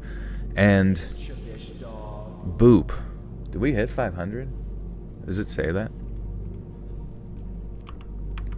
Are we at the threshold?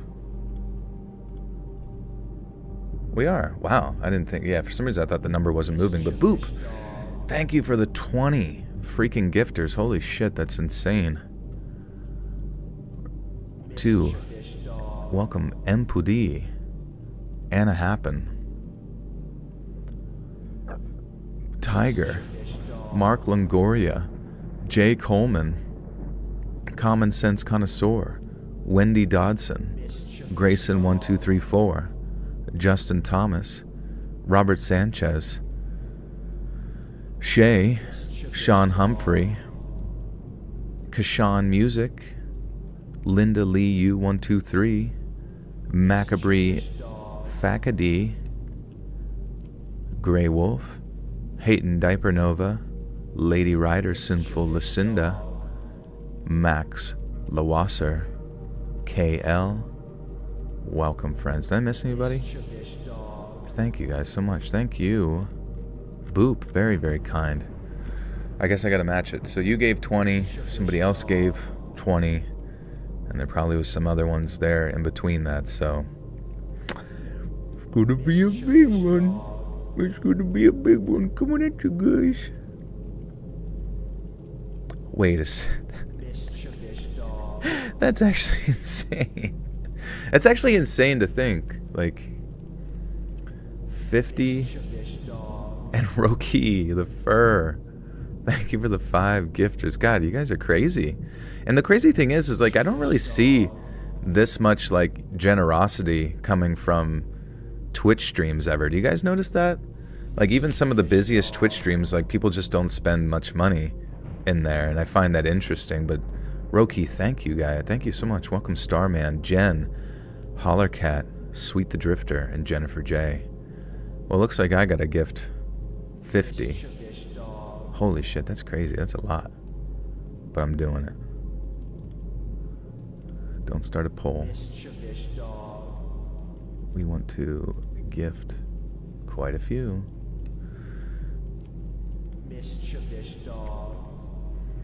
You guys ready for this?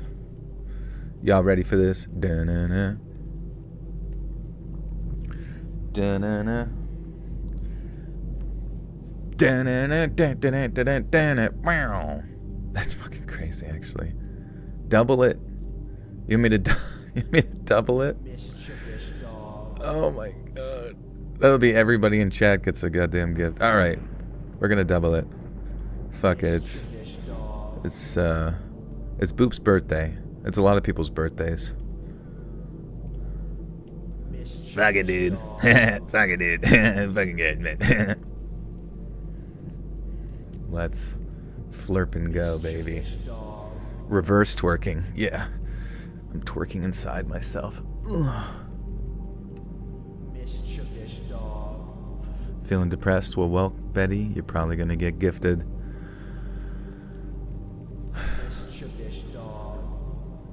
You're probably gonna get gifted something here tonight, and you'll feel all better. Don't you worry. Happy birthday to somebody. There you go. This is Mr. Beast. This is a Mr. Beast stream. Minus the part where he kills an entire African village. I'm bulldozing an entire African village to the ground so I can build a pool for me and TJ. It's his new friend TJ. And Galactic Bitch, welcome back for 2 years. I've been so depressed, and these are exactly good vibes needed. Hell yeah. Thank you, Galactic. Appreciate you so much. Damn. Well, that mischievous dog is probably going to be going for a while, guys. And Dawn, just another biatch with the 5 gifters, 2. Rhiannon, Suze, Neo, Didact, Lottie, Lou, Freezer, and JD. Thank you. Oh no, those are still from all the other ones. Who knows? Just welcome everybody, alright? Welcome, welcome. Appreciate you.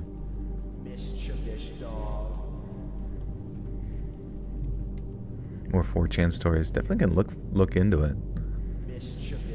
Mischievous frog. I remember staring at the prince. My hands were clenching the table at the time, and the tech just shrugged, muttering something about a bad roll. Harris didn't say much. He just told me that I had it rough and I should take it easy. And no one accused me outright, but I felt it. These sort of side glances, the way conversation stopped whenever I walked into a room. They didn't think that I was lying, but they sure as hell thought that I'd imagined the whole thing while burning up with some fever. And I tried explaining how the timing didn't fit, how I'd been fine until I left that impact site, but no matter what I said, they'd still give me these insincere nods and looks of pity. And without proof, it was just me talking, and my words simply wasn't cutting it. In the end, Harris told me to just drop it, and that it was bothering the rest of the team, so I tried to. Routine dulled the edges, and just keeping busy with these mapping trails, counting trees, and filing reports made it easy to pretend that I'd moved on, but I hadn't, and I really couldn't. Every other trip out, I'd scan those woods, sort of half expecting to see that ashy glow between tree trunks, and I wanted more than anything to find that strange white impact site again so I could mark it on my map. But at the same time, I didn't want to expose myself to it, or anyone else for that matter, to whoever. Mischievous frog. So you have to already be a member to get a gift? I don't think so. I think it's just kind of like random. In that situation, it would have been... Well, I don't even know if it's specifically random to people that are even in the chat currently. It could be people that are just like came in the past, or random other people. Church of Carlito. Thank you for the 279. Long-time listener. Thank you, Church. Appreciate you. Mischievous Nog. When you're in Louisiana, Mischievous Log. Just have that on an hour-long loop. What part of the U.S. do you think is the most creepiest?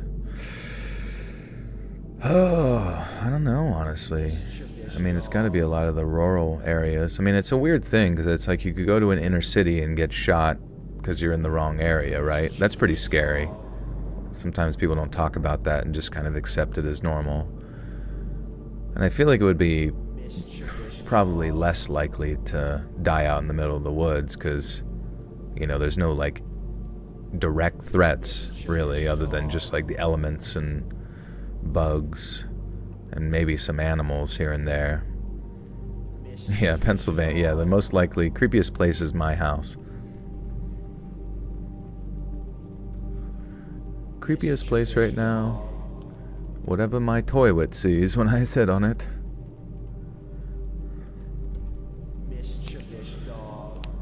Because we got Wendy. She's out there looking for a friend.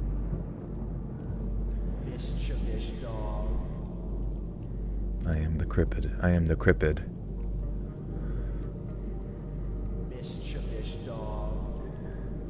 But at the same time, I didn't want to expose myself, or anyone else for that matter, to whatever made me sick.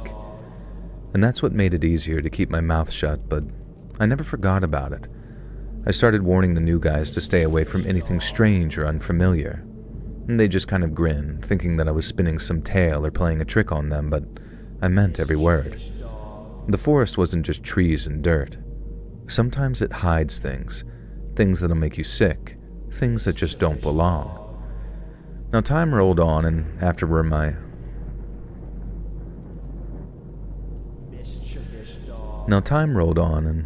retirement in 2004, I moved south to a little house near Whitehorse, and the nightmares eventually tapered off, but that memory really stuck around. I'm old now, pushing 70, and I wanted to share this with you all. My hands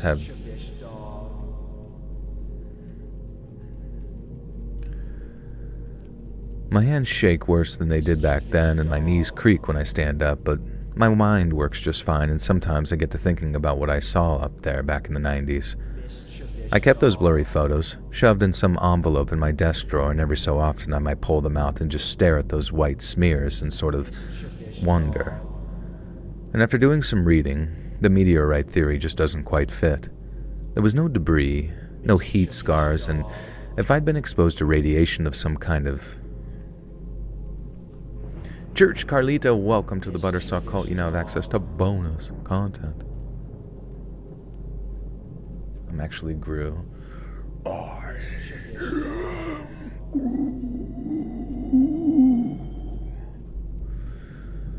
Anybody playing any more Marvel Rivals, or is that game dead? Mischievous Blog. That would be a good YouTube channel, Mischievous Blog, and just make up shit about people. I wonder how long you could like have a YouTube channel where you just straight up forever like just make up things about people. Like that's all you do for content, but you take it very seriously. That would be pretty funny.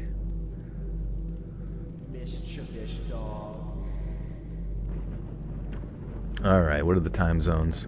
200 people voted. We got 36% on the East Coast. Well, that's pretty split, I guess. 30. Yeah, all right. 36% East Coast, 27% PT, 23% CT, 11% MT. Tabitha Roadhouse, thank you for the 2. More crime occurs in the forest than in the big cities. I don't think that's true, my friend. I just don't think that there's enough people to, like... I mean, whenever there's, 200 shootings or something a weekend in Chirac, I really don't think that would be comparable to an Appalachian Trail, or even possible. If the population of a certain area even matches that, you know what I mean? Coda, welcome back for 30 months this high. Let's read. May I please get a birthday shout out? You may. Happy birthday, Coda. We got quite a few birthdays tonight. What are you doing for your B-Day? Mischievous Froggy. And C Money, welcome. What are you up to? Out there.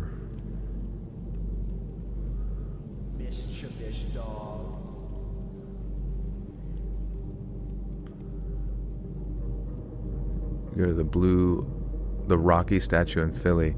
I think I've seen it being out there, but man, it's been a while.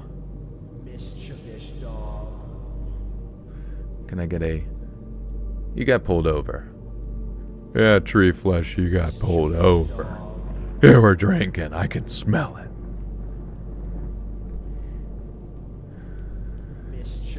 There was no debris, no heat scars, and if I had been exposed to radiation or some kind of chemical, then the doctors would have found it in my system during one of their tests, I assume. And I guess I can't roll it out entirely, but I'm not a believer in anything celestial or intergalactic, and most likely there's a total rational explanation for what I saw and what happened to me afterwards. I just can't for the life of me figure out what that is. I'd like to know, don't get me wrong, but at the same time, I guess in my old age it doesn't really matter. Because whatever it whiz, it'd be funny if there was a word spelled W-I-S, whiz. Was it scary?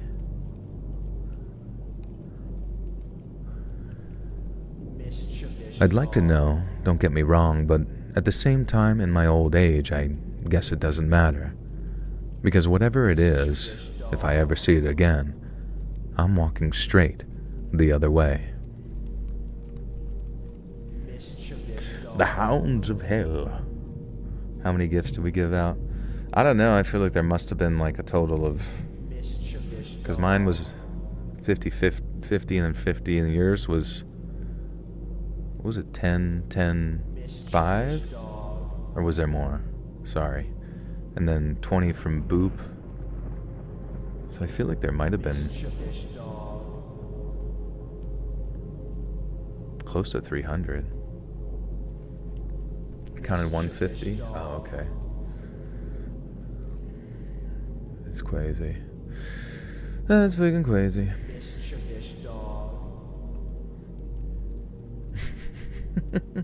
It's just non-stop. I don't even know if you can skip the notification thing at this point.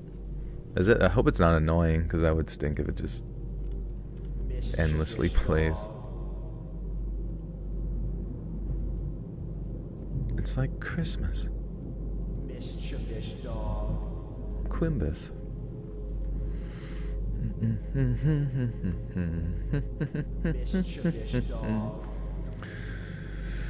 Mischievous Frog.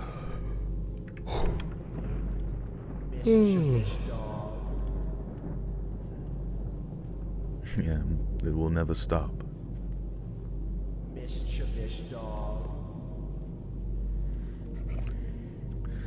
What day is tomorrow? Thursday? What are you guys doing tomorrow? Well, I guess what day is it right now? I can't believe it's 1 a.m. Feels like it's 8 p.m. Thursday? Mischievous. Succumb to the insomnia, embrace it now, hanging out there. Yeah, what is insomnia? Just don't fall asleep. Have you tried the magnesium? It's delicious. Okay. What's the voice in the back reference to? You have to guess. You have to guess. It's an American Psycho reference. Mischievous dog. Let's see your mischievous dog, Bateman. Nice. You've seen Halberstrands? Do you need to be consistent for magnesium to work properly? I mean, I don't think it's like creatine or anything where it has to like build up. Like I believe it will have its effects on you and then just be pissed out at a certain amount on your first pass through. But I do find that I do sleep deeper and faster whenever I do take magnesium that's like geared towards sleepies. Oh, I also beat that Haste game. The Sonic. Well, it's not even a Sonic clone. It's like what Sonic should have been. But it was kind of sad because it was like really hard at certain points. And because the dialogue is so insufferable, you don't even realize that you're supposed to like purchase a certain item to help you like clear a specific boss, which is like kind of random. Or you had to get like lucky with some of the drops to bypass some of the harder like unclearable areas. But yeah, once I made it past that, I like beat the game pretty fast. And it was a great game. The final boss was like stupidly easy though.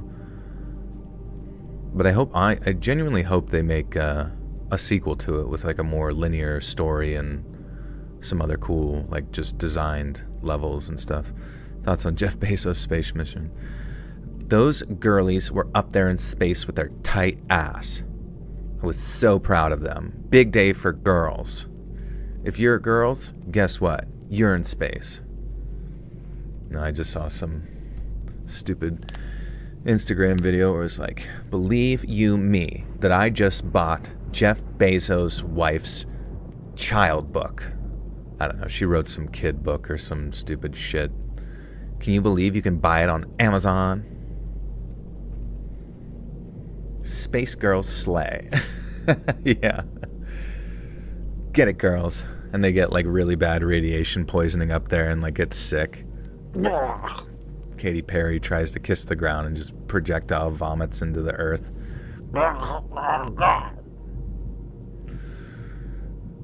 We're going. I think the funny videos were like people saying that it was fake. You can't break through the firmament. I mean, maybe you can't. I don't know. Seems like a lot of effort to like fake space stuff all the time, you know what I mean? I mean, is it possible? Like, how do you fake space stuff? I mean, I guess you could fake it. But all the time? That just seems like one of those conspiracies that just requires way too much effort. Where like every astronomer and every astrological hot babe on TikTok, you would have to keep the secret from them. They know all about space. I don't know.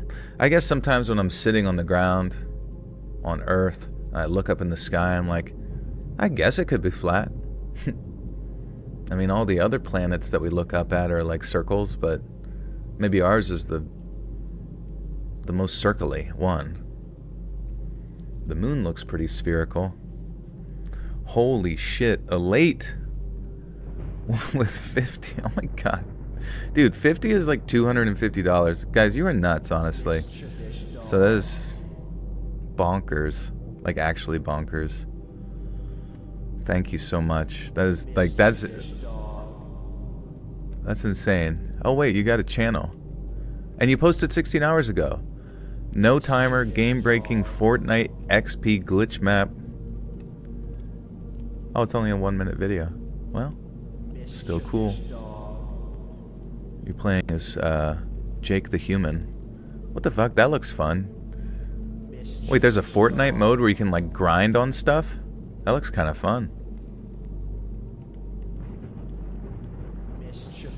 Guys, go subscribe to Elate for your Fortnite content. No, but seriously, thank you so much. That's like actually bonkers. Like, I don't even know how to like wrap my head around. I don't even know how to wrap my head around that. That's freaking crazy. That might literally cover everybody in chat at this point. Everyone gets to watch the bonus content now. Except Miss Cookie. She doesn't get to watch. No, I'm just kidding. Who knows? Maybe you'll get gifted as it goes down. This is literally the lottery. That's what they should do. That's what YouTube should do. They should have you play the lottery in the chat. They should prey upon people like loot boxes.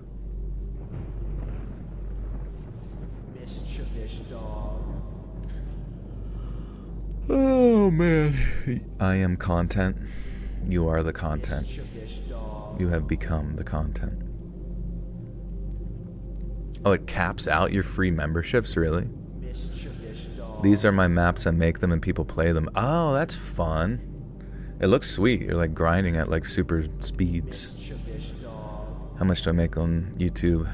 Well, as much as at least 15 bucks. I can at least try to show you Fortnite one day and convince you why it's actually good. You can if anybody in chat can convince me theoretically why it's good, I'll listen. But I've watched people play it many times. I've tried it. And it's just, you know, nothing against anybody who plays it. It's just not my... It's not my bag, baby.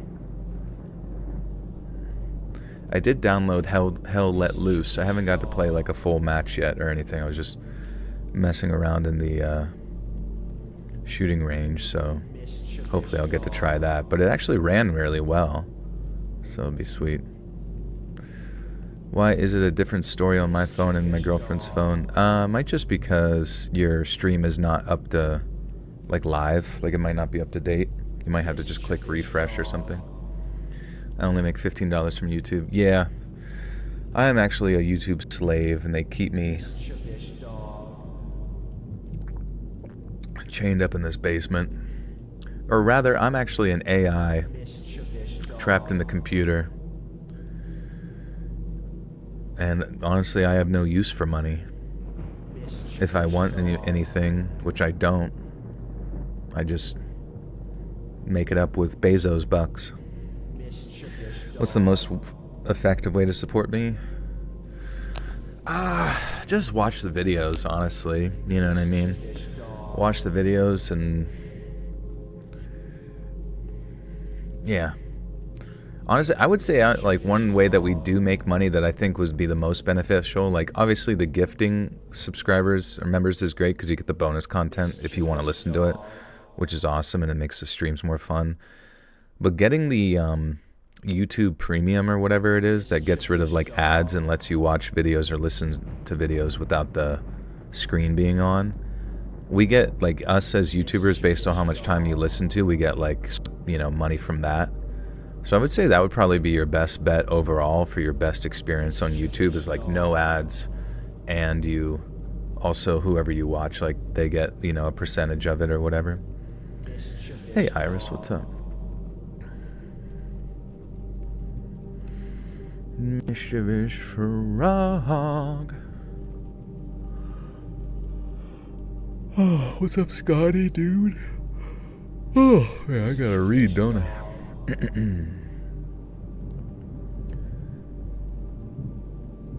I was part of a search and rescue team dispatched to Olympic National Forest in the summer of 1983. The call came in late Tuesday night just as I was finishing a shift at the station. Terry Fishgold, a local hiker who had been walking the trails for years, hadn't returned from one of his solo trips. His wife had waited until Monday evening before she called it in, figuring he'd just stayed out longer than expected. When he still wasn't back by Tuesday, she gave us the details and a description of his gear. His last known location was a trailhead near the Quinault, right? Fishgold?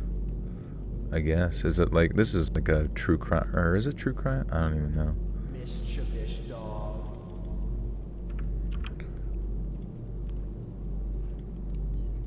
Kinu. What if it was...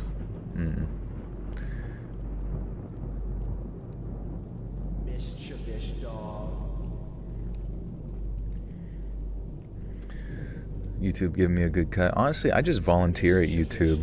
I just think YouTube is such a cool organization that I just want to volunteer my time here and just do it for free. Just me, though. Like, what's better? The Salvation Army or watching YouTube during lunch?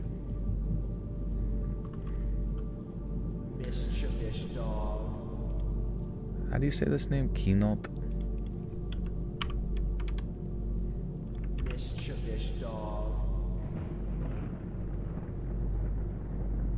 Yeah. I'm a philanthropist. Where it's just me and TJ ripping down villages, building pools for us. Just me and him. Getting wet and wild. Whoops. That's not what I meant to do. How to say... Quinault. How do you do the mischievous dog? How do I do it? Or how do I say it with my mouth? Or how do you make it say it on screen? Okay. Quinault. Quinault. Okay, sweet.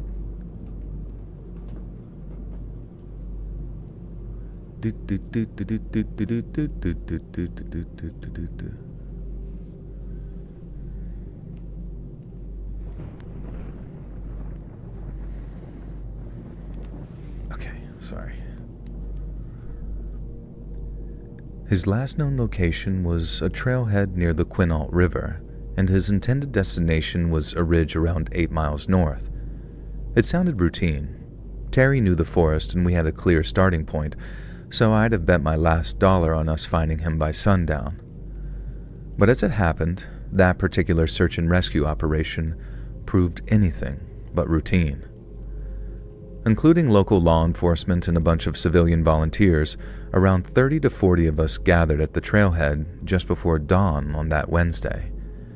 We loaded up with the usual, radios, first aid kits, maps, rope, and flashlights, and then split the search area into a grid. My team and I took the western edge of the grid, near the river, while the others fanned out east. The plan was to sweep north, hit the ridge by nightfall, find Fishgold, and bring him home. Then, at exactly 5:47 a.m., we hit the trails. The first few hours dragged on without little to report.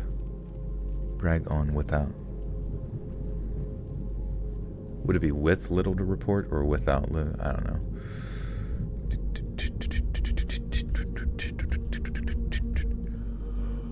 Oh, do you listen to Chill's rap music? You want to listen to some right now? We could do a live review.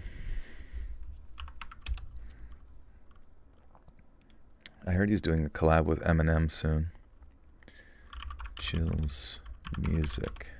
Chill's music! Which one should we listen to? Siren Head, Siren Head. Oh, that has 5.3 million views. Siren Head, Siren Head. Let's go to his stuff. Wait, he puts his music 9 hours ago. But damn, his spooky video stuff is. I wonder if his music is like popping off the most. Good night to you. Wait, they can't keep getting away with this. Chill's music. Which song should we listen to? We should listen to Mr. Poop featuring Squeaky, or should we just listen to his mix? Whatever. Just pick a song. Damn it. Cash money, AV, baby. Alright, type 1 if you think I should be featured in his shit. You say switching sides, you don't got no pride. We've been through the nether. Number 15. I don't know how we survive. Messing up our lives. You change like the tide. Yeah. Change like the tide. That's what I'm talking about. You don't got no pride. We've been through the nether. I don't know how we survive. He touched me. Up our lives. You change like the tide. Change up like he touched me in spaces he shouldn't. I thought we could live past all these mistakes. You my daft princess, baby, taste the cake. And with no time to play games, hearts could break. It was never gonna last. He stole my lollipop. Hey, don't steal my pop. Give it back to me. Let me lick. Give me the gum inside of it. Who combed your hair? Is there any gel in it? How come you don't wear any jewelry? How can you consider yourself a rapper without any jewelry? If you don't spend 100,000 on shiny diamonds, I don't know if I can trust you.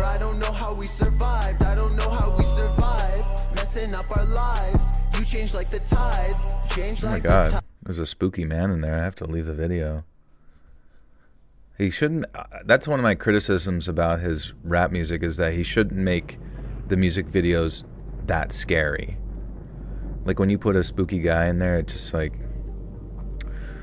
oh my god, I'm scared.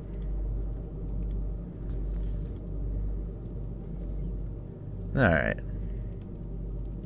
But that is a good question, though. Like, if you're going to be a rap star, you should probably spend your first, or the majority of your paycheck, on shiny jewels that you wear around your neck and your teeth. I just genuinely don't know how I can take you seriously if you're not flashbanging me with the sheen.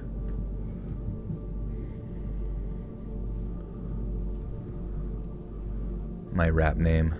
Probably Little Fucker. Little fucking fucker. What's up, y'all? It's Little Fucker. And I'm the growl rapper. I growl about everything. Hey, everybody, I'm fucking scarier than Kanye. He likes Hitler. I like Mussolini. Buy my stuff. Buy my chicken. What's my daily plans? First, go buy an energy drink. Second, buy another one. Third, take my first shit of the day. Fourth, go buy Zins. Actually, Zins kind of suck. Zins give me a tummy ache. Have you guys tried Zones by chance?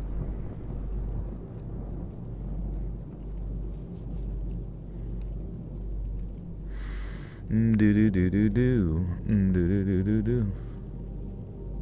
Am I you? I am, yes. I am a manifestation of every amount of time you have spent alone. You've created me. Joker. That's my rap name. Joker. Joker about to get real touchy-feely.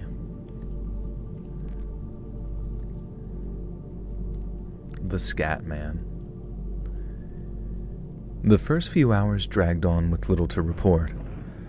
We moved slow, scanning for broken branches, scuffed dirt, or anything that might show Terry had passed through. We'd called out his name every so often, but apart from that, the forest was quiet with nothing but the sound of our...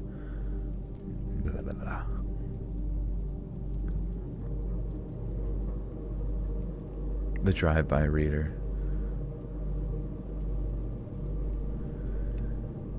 We'd called out his name every so often, but apart from that, the forest was quiet. But then, around noon, the voice of one of my team members buzzed through my radio and broke the silence. He'd found something. I adjusted my course and then hiked a half-mile east to meet the rest of my team. When I got there, they were all looking up. High up in some tree about 30 feet off the ground was a backpack.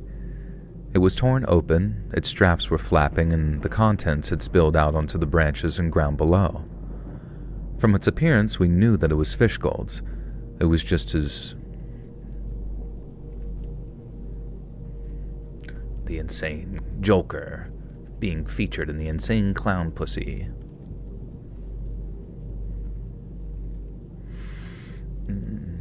You like cocaine, Xanax, a little fentanyl, a little perp, a little tree, a little fetamy, a little fatty. Melissa Alvarez. Welcome to the Buttersalt Cult. That would be kind of funny if someone like did a drive-by shooting. Don't do that. But if they did and they were listening to Let's Read very, very loud.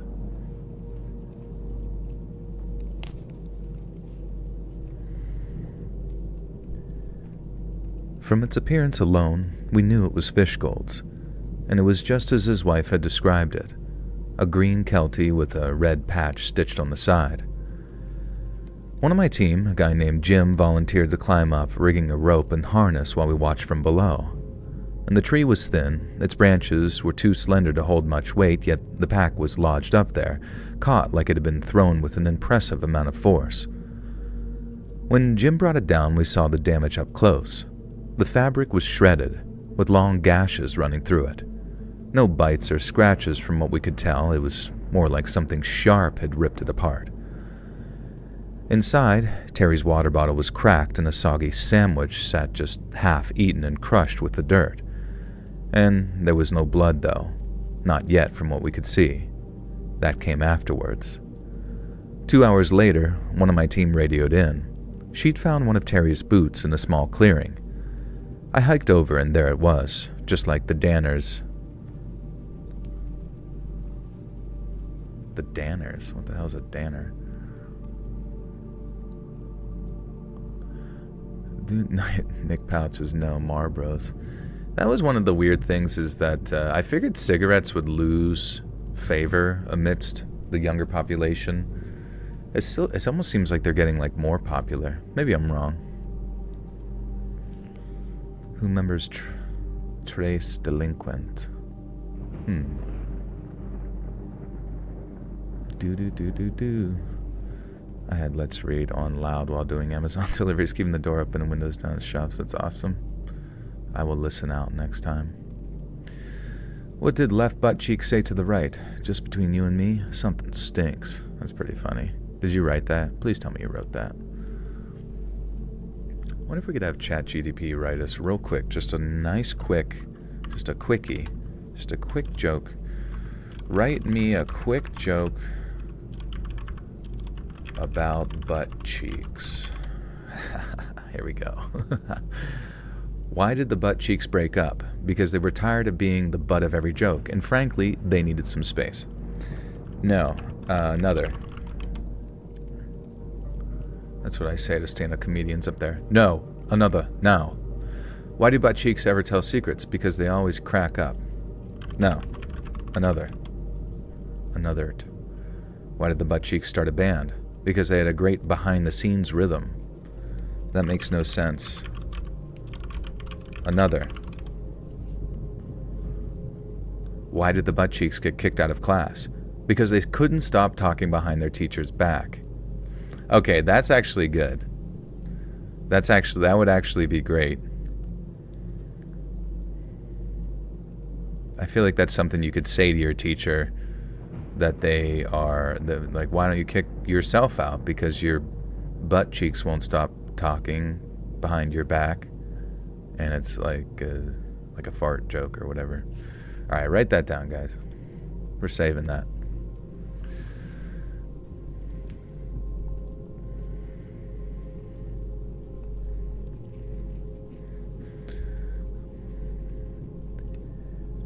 I fucking hooked over. That joke was ass. See, that's good. That's what I should have said. I hiked over and there it was. Just like the Danners his wife had mentioned him wearing, brown leather, laces tied, standing upright like he'd stepped right out of it.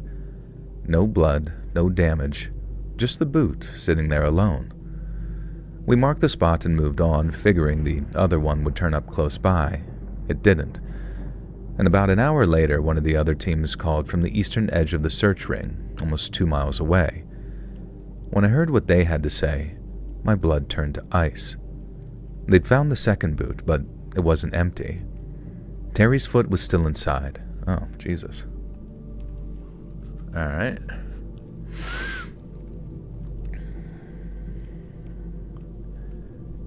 About an hour later, one of the other teams called from the eastern edge of the search ring, almost 2 miles away.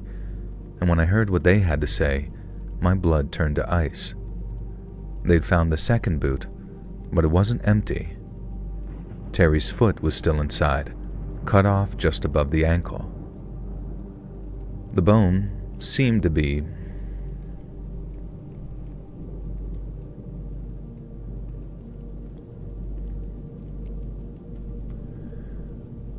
The bone break wasn't clean. The skin was torn and a few flies were circling it. And the blood was still sticky too, meaning it hadn't been there very long. The other team said that they snapped a few photos for the report and then they bagged it and moved on, but after that, the forest started to feel heavier to me. We'd seen bad injuries before. Falls, shootings, animal attacks, but this didn't fit. A bear might tear into someone, but it wouldn't leave a foot in a boot, severed clean and dropped miles from the other one.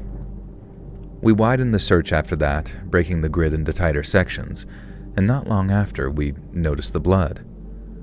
The first time I spotted some, it was on a tree. It was a small smear, no bigger than a coin, staining the bark at eye level. One of my team found another spot 10 feet away, higher up, like it had been flicked there. Then another pointed out more droplets splattered across a cedar's lower branches. We started marking them with flags, and it didn't take long to see the pattern, or rather the lack of one. The blood was everywhere. Tiny specks of it spread across the forest in every direction. I'd taken a few steps to find another dot, and then another, like someone had shaken a bloody rag.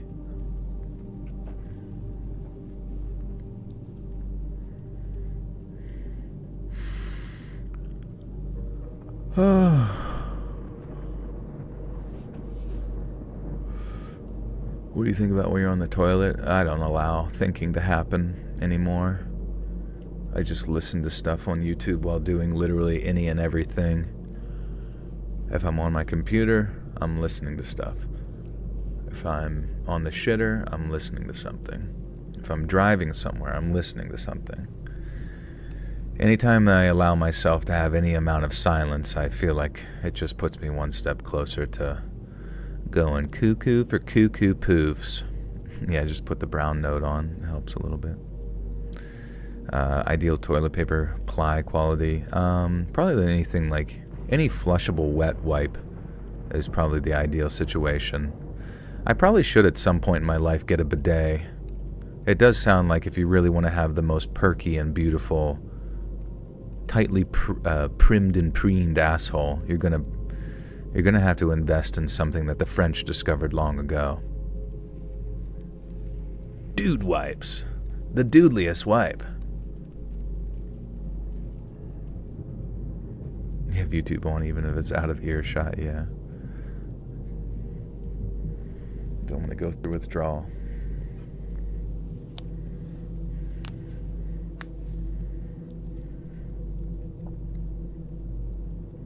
Wet wipes are flushable. Well, it just depends. Like certain ones, it's weird. It's like they sell themselves as flushable, but then you read about them and it's like, I don't know, they don't really break up in your sewage system and they like have a potential for clog, but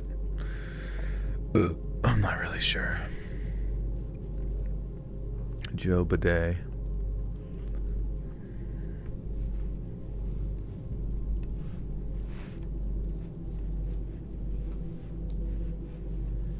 Do. The blood was everywhere. Tiny specks of it spread across the forest in every direction. I'd taken a few steps and find another dot, and then another, like someone had taken a blood-soaked rag over entire sections of the woods. But late afternoon we'd covered almost half the grid and found nothing. No body, no clothes, just the pack, the boots, and his blood. A few hours later the sun was starting to set and a fog was rolling in. We stuck closer as a group, not really talking much at all. We just kept moving, marking blood spots and searching for our missing hiker. Night came fast and we set up a base camp near the ridge. The plan was to rest as much as possible and then pick up at dawn, but I couldn't sleep. The forest was too quiet. There really didn't seem to be any wind or animals, just this sort of eerie silence. Then, at around midnight, I heard a branch snapping, It was loud and sharp, maybe 100 yards out. I sat up, grabbed my flashlight, and swept that beam across the trees, but I didn't see anything move. I stayed put and things stayed quiet till I was relieved, but it was the same unnatural quiet, the kind that you'd never hear in the woods at night unless something's making everything else stay quiet.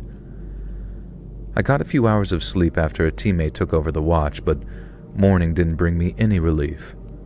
We packed up and pushed north, following that blood trail, and it kept going, smeared on trunks and dotted on branches, with some spots so high that I had to tilt my head all the way back to see them. I found one mark on a pine tree 10 feet up, with no limbs below it to climb. The blood looked fresh, like it had been put there while we slept, and I remember that sense of creeping apprehension growing as I marked it on the map. Once my team...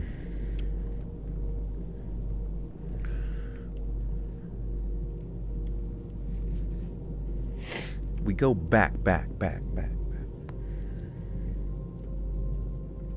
This live stream is brought to you by Dude Wipes, paid sponsorship with Blue Chew and BetterHelp.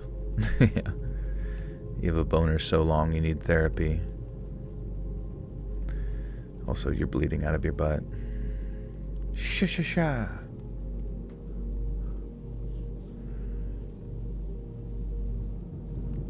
Oh, man. Ancient cursing me always catch live stream never should have. I'm sorry. I'm sorry for cursing you with ancient incantations. Hey, broski frowns. What's up, dude? Do I like Logic? I think I've heard some of Logic's songs, but it's been a while. I'm gonna pass out on live. Maybe. I haven't during my drinking streams. Honestly, I don't know if I'll ever drink again, to be real with you. Definitely not on stream, I don't think. Maybe if it was like a really, really low alcohol. What about like a beer? Nah, that sounds gross. I'd probably throw up. One of my team found a cluster of droplets on a rock, arranged in a rough half circle. Another spotted more on a fallen log, a thin line of blood streaking the moss. We stopped trying to make sense of it at that point. We just kept going, hoping to find Terry or, by then, what was left of him. And by noon on the second day, we'd reached the outer edge of the search area. But on account of the pieces we'd found, the prospects of finding Fish Gold alive were getting slimmer by the minute. We tried our best, covered all of the ground we'd set out to, but it was no good. We called off the search on the afternoon of the third day. Terry was obviously dead. No one could lose that much blood and still be walking around. We radioed it in, packed it up, and left the rest to local law enforcement. When we hit the trailhead, I looked back. The trees were just standing still, the fog was starting to roll in again, and officially, Terry wasn't anywhere in the grid. But my gut told me that wasn't all the way true. The official report listed this as an animal attack.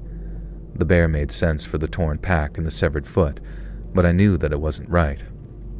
No bear could toss a pack 30 feet into a tree, onto branches too weak to hold its weight. No bear could spread blood across miles of forest, painting it on bark and rocks like some deliberate mark. I've seen bear kills. The torn flesh, the scattered bones, the mess of guts left behind. But this was different. The report got filed.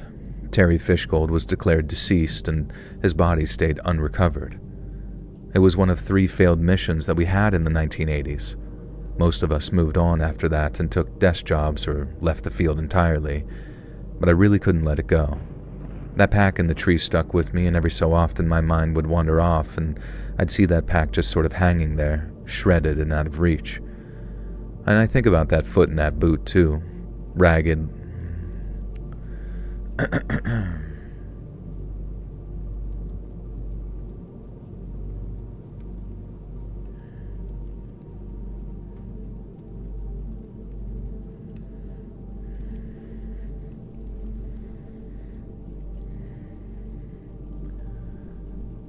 But I couldn't let it go.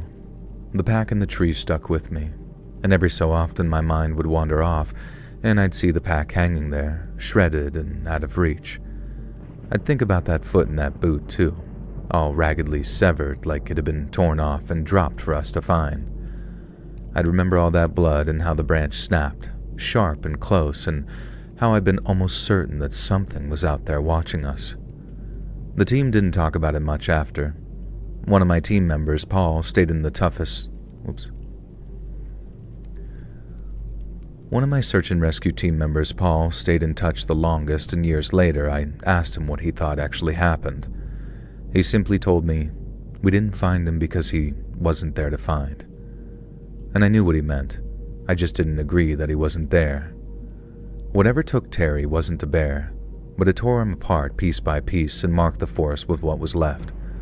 I think he was still out there too. Or, I know he was because of... He, or is he dead? Like the creature? Or what are we talking about? Ever drunk Baileys from a shoe?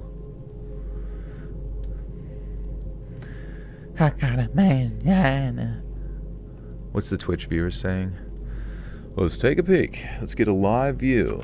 We're gonna have over probably 3 viewers. 3 viewers, baby. We're moving up in the Twitch world. We are about to overtake XQC. Get the hype train going.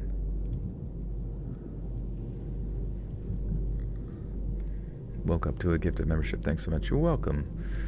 It was one of us tonight. One of us.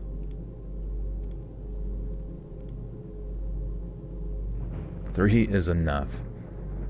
That is enough to run ads.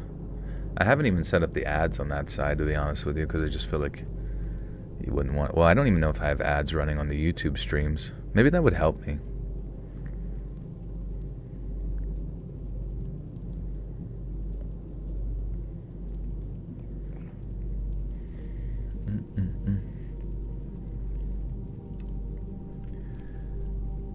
I think he was still there too, or I know he was, because of how fresh the blood was on that second day.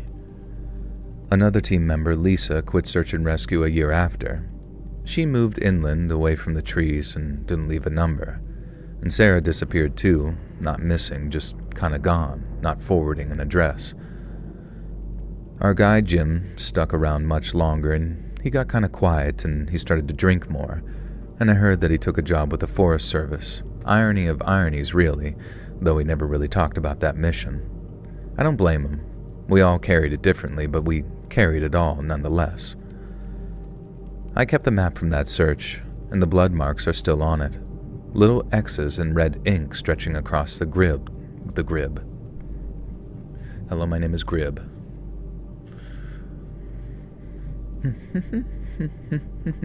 It's an Adventure Time character, Grib. Notifications hardly work, didn't get notified of this live. Yeah, it's annoying. I have paid YouTube for no ads.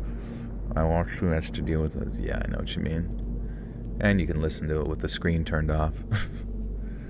It's kind of funny to think like that's the most genius part of all of it.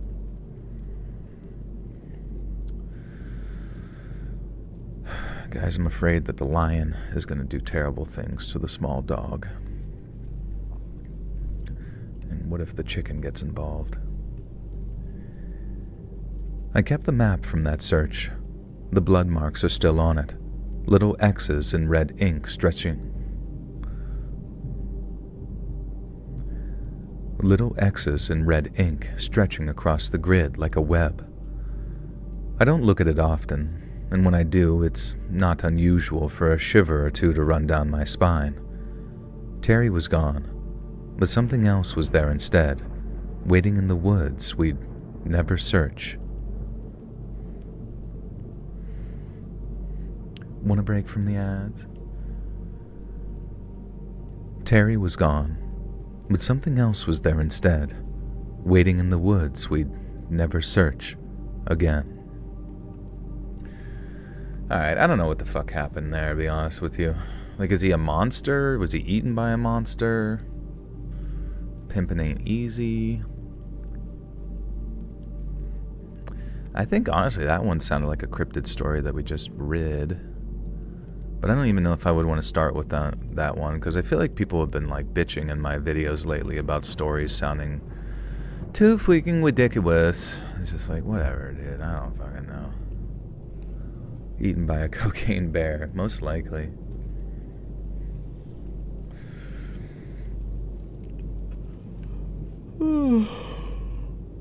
You customize it to only show Let's Read live stream notifications. It used to notify me of every new pod, new stand-up, new cat video, new greatest fart compilation video. There you go. Yeah, it should give you a lot more control over things, I feel like. Maybe it does, and I haven't really messed with it.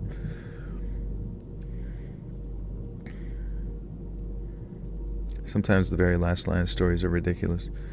Yeah, it's like trying to be like so dramatic. Oh, and then I was spookied up my little hole.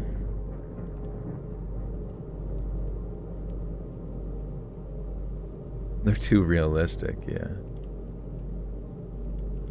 Too many monsters. Too many cool monsters.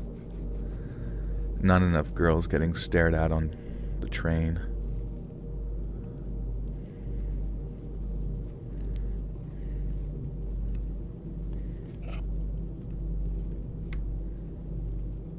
Cat fart videos.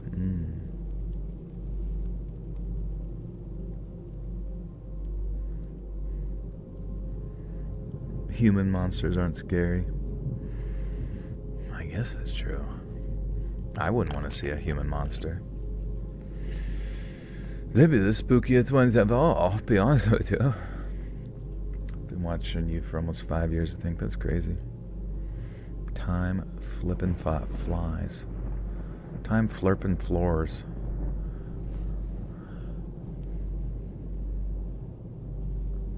You're watching a pro at work. You think you were my 300th follower? Really? On YouTube? You've been subscribed for what? 10, almost 11 years? On Twitch. Okay, sick. Hell yeah, 300th follower. Let's fucking go.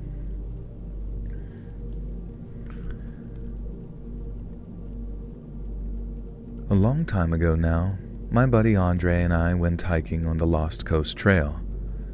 We'd been at it since probably the early morning, walking along the trails, laughing about stupid stuff from work, and just kind of soaking in the sun.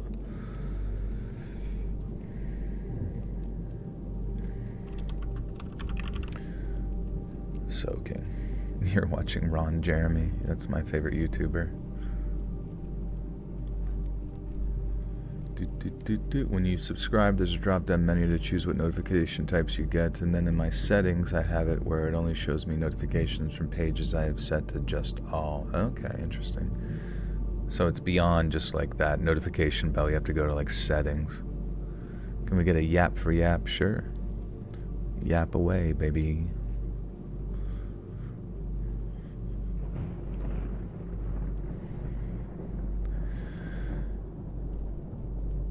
We'd been at it since early morning, walking along the trails, laughing about stupid stuff from work, and just kind of soaking in the peace. By noon, my legs were pretty much screaming, and I could tell Andre was feeling it too, so we stopped to check the map and catch our breath. We found a little clearing just off the path with a big flat rock that looked good enough to sit on. I dropped my pack, pulled out my water bottle, and took a long swig while Andre unfolded the map. He was always better with directions, so I let him figure out where we were while I rested. Andre was kind of just muttering to himself, tracing a finger along the map when it happened. This huge shadow slid over us, like someone had flicked a switch and turned off the sun for a second. It wasn't a little patch of shade either. It was big enough to cover the whole clearing. I remember freezing mid-sip, water dribbling down my chin as I looked up. But the sky was still that perfect, endless blue with not a cloud in the sight. Oh, shit. Was it like a plane? Big old plane? A stealth bomber?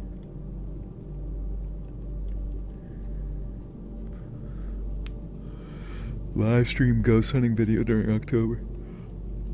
Very cool if I ever did like video content. Imagine me in a furry suit. You don't have to imagine. Just think of a large snail slithering across the convention floor, making everything very, very inconvenient for custodial services. You've lost 12 pounds since March 3rd, so yay. That's awesome, Skrilla. Congrats. That's freaking crazy.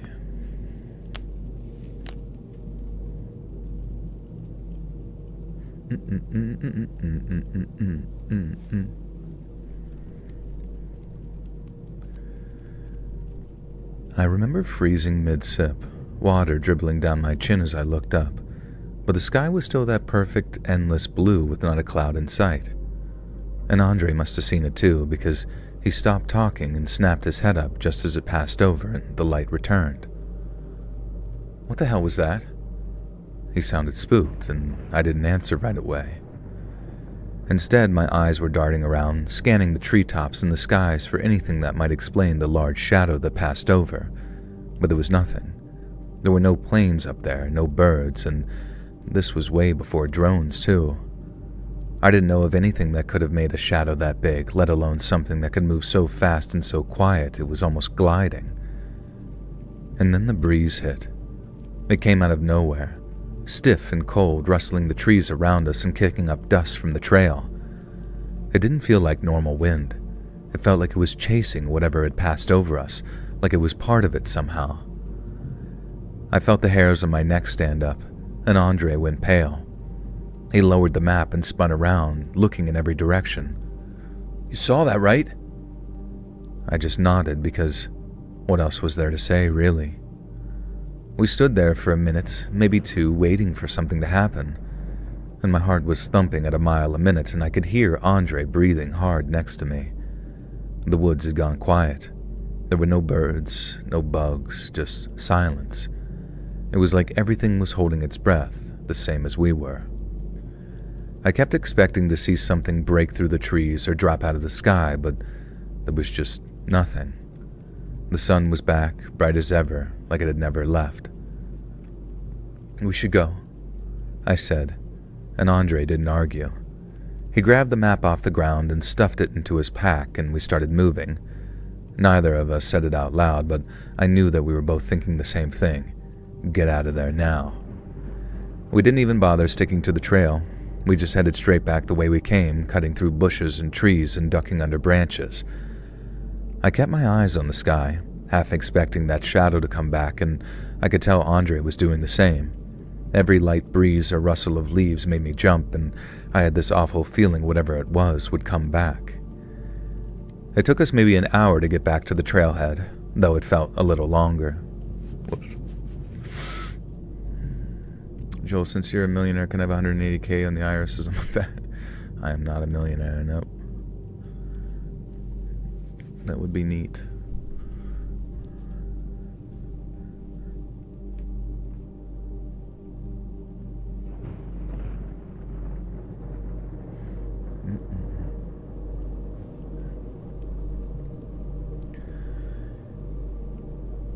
It took us maybe an hour to get back to the trailhead, though it felt like longer. I was burning up, and my shirt was soaked with sweat by the time we saw the parking lot. Andre's truck was still there, right where we'd left it, and I don't think I've ever been so relieved to see a beat-up old Ford. We threw our packs in the back and climbed in, and for a while, we just kind of sat there catching our breath, staring out the windshield at the trees. And after a while, Andre broke the silence, asking, "It was probably just a bird, like a hawk or something flying low. Shadows can look bigger than that, than they are, right?" He didn't sound convincing, but I could tell that he was trying to talk himself into it. "Right," I said, nodding even though I didn't believe it. "And the wind was just a coincidence." He agreed as he started the engine, and I could hear the relief in his voice, like saying out loud made it true. "We're just freaking ourselves out over nothing," he said, and I wanted to agree with him, I really did, but I couldn't. A bird made sense, a big turkey vulture or an eagle swooping down, catching the light just right, and the breeze could have been random too. It's not like the weather stays still in the woods, but deep down I knew it didn't add up. That shadow had been too big and too solid. It wasn't some flimsy bird shape. It was thick, heavy, like something massive had passed over us. Then the way it moved, so smooth and quick, it didn't feel like anything I'd ever seen in the sky before.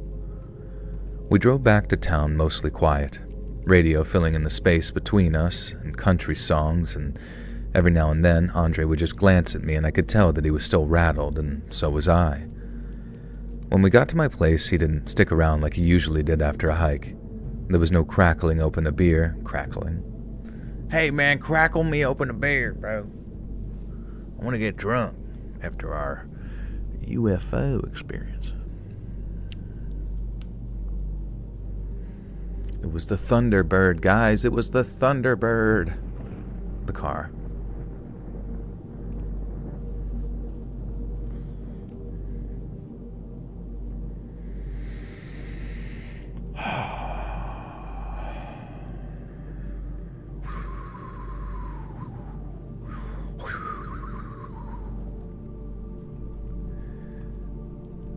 When we got to my place, he didn't stick around like he usually did after a hike. There was no cracking open a beer or rehashing the day. He just said that he'd see me later and peeled out, like he couldn't wait to put distance between him and what happened. And to be honest, that night I couldn't sleep. All I could think about was that shadow and the breeze and the way the woods just went quiet. I told myself it was stupid, that we just spooked ourselves like a couple of kids, but I really couldn't shake it. And eventually weeks went by and we didn't talk about it again. Life went back to normal. Or at least it tried to, with work and bills and the usual grind helping us keep our minds off the shadow. I even went hiking again, though not on that trail, and nothing weird happened. But every time I'm outside now, especially on a clear day, I catch myself looking up. I don't know what I'm expecting to see, but I can't help it. That shadow's still there in the back of my mind, and I still get the feeling that whatever caused it wasn't just some bird. I looked it up online once, late at night when I couldn't stop thinking about it. I typed stuff in like big shadow in the sky and unexplained things in the woods into Google, but before scrolling through pages of conspiracy theories and porn, green alien porn, I was clapping alien cheeks. Hey Judith, what's up, dude?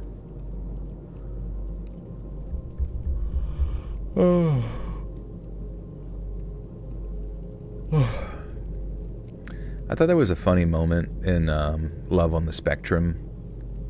Like sometimes whenever they talk about what people's special interests are or like the things they dislike, it's almost like they borderline edit it to like make fun of them in a weird way by playing these like exaggerated B-roll films to demonstrate their dislike. But at one point, for whatever reason, and this is the first time the show had ever done this, they were just like, her dislikes include nudist colonies. And then it like quickly showed like black and white grainy footage of like people on a beach just like walking around naked.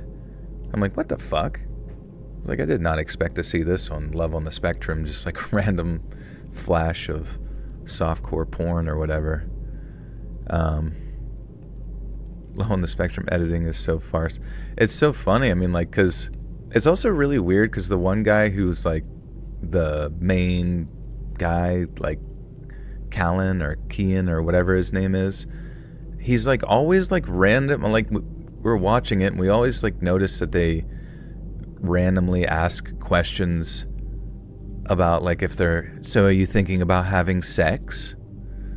So are you guys thinking about getting intimate? So, have you guys thought about doing the hanky-panky, getting horizontal? And it's just like, leave them the fuck alone, bro, about the sex questions. Like, that's so weird. But the one chick did break up with the one guy because he didn't want to have sex. And I just thought it was like really funny because she was like crying. She was like crying because they didn't want to fuck. And like, and I was just thinking like, holy shit, like imagine if the roles were reversed with these like exact two people. Everyone would be saying that that dude's like just a complete creep. But yeah, the questions are like really show. Yeah, it's called Love on the Spectrum. It's a great show. You should watch it. Simple Jack. Beach Blanket Bingo. Wait, which one was that? I don't know if I remember that. Sounds trashy. It's a great show.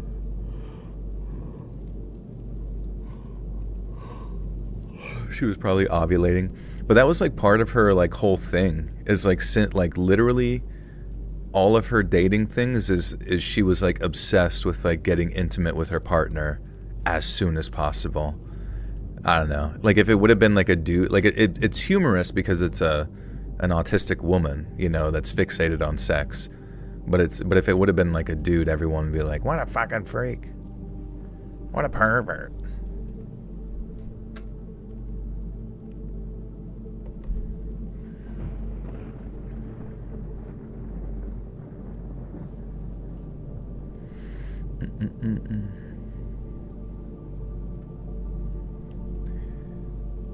I type stuff like big shadow in the sky and unexplained things in the woods into Google, but I keep saying but. What the hell? Sometimes I say but to like connect words. Really enjoyed it. Help me sleep, so thanks. You're welcome, Mork. Good to see you. Support women's wrongs. Yeah. Support all things.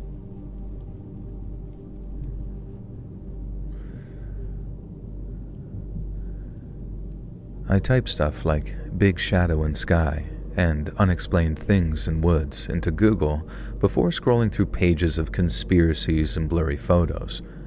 Some people talked about UFOs, others about giant birds or government experiments, but none of it seemed to fit, not entirely anyway. Whatever we saw or whatever we didn't see seemed stranger than that, like it was something that didn't belong. My mind wandered exploring possibilities, but in the end I felt silly. I just shut my laptop, feeling dumber for even trying. Andre and I still hang out, but we really don't hike much anymore. It's not like we decided that, we just stopped planning trips, and I think we both know why. Neither of us wants to say it, but the day changed something. We can't really laugh it off, call it a fluke, but there's this sort of quiet thing between us now, a sort of shared secret that we don't touch. Sometimes I wonder if it's still out there, circling the woods, waiting for someone else to come across it. And I'll never forget how small it made me feel, standing in that clearing, watching the sky for something that never showed it. Oh. I don't know if it's dangerous or if it's just there, but I know deep in my gut that it isn't normal. Okay. David MTHZ. David Myths. Welcome to Buttercock Cult. Buttercock Malt. Buttercock Salt. Welcome to the Buttercock Salt. Beach Blanket Bingo was featured in Good Morning Vietnam on a date with Fam Village. I don't remember. Welcome to the Better Call Saul. Danny being infatuated with Solomon and then dumping him because he didn't care for animation was so sad. But I know, she has like such like specifics. It's like you need to be an acclaimed animator in the industry. Not to put her down or anything like that, but you need to she has some pretty high standards for dudes. They need to like love and do animation, and then they also need to be a complete freak in the sheets. I'm like, I know a guy. The one guy is like, hopefully you're not a fan of dogs or pets of any variety, I hope. According to her Instagram, she now has a lover. Oh my god. About damn time.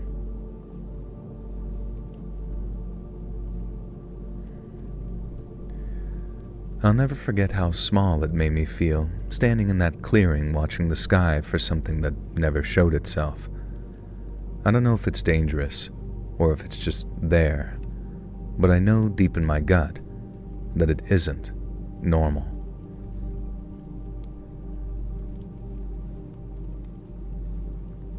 That would be funny. She says she got a lover and then she's like, sex is overrated. Tell me you're not doing OnlyFans, Joel. I am not doing OnlyFans, Joel. Because I'm a Sigma. A Sigmoid. We're cruising right along. This is story 5. Fivamundo. Which is Spanish for Cuatro.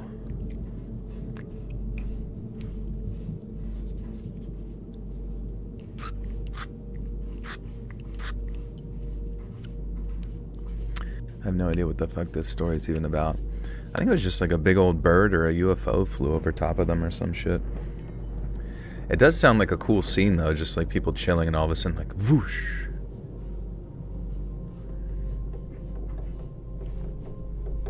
This is a Capri Sun. Yeah, I'm spraying Capri Sun into my throat. Delicious.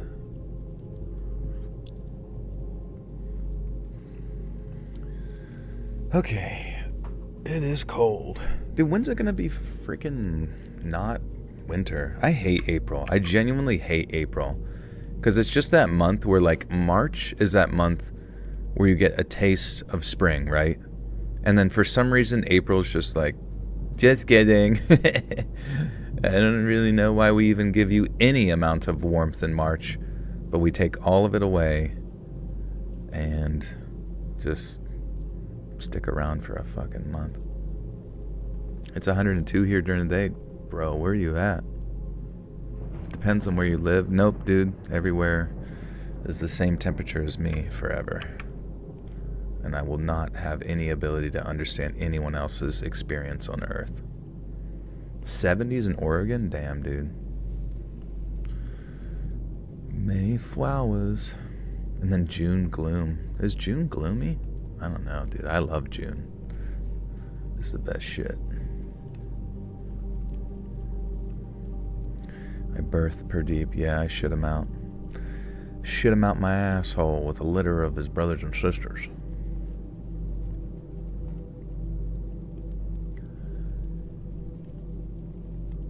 A few years back, I decided to go for a hike for...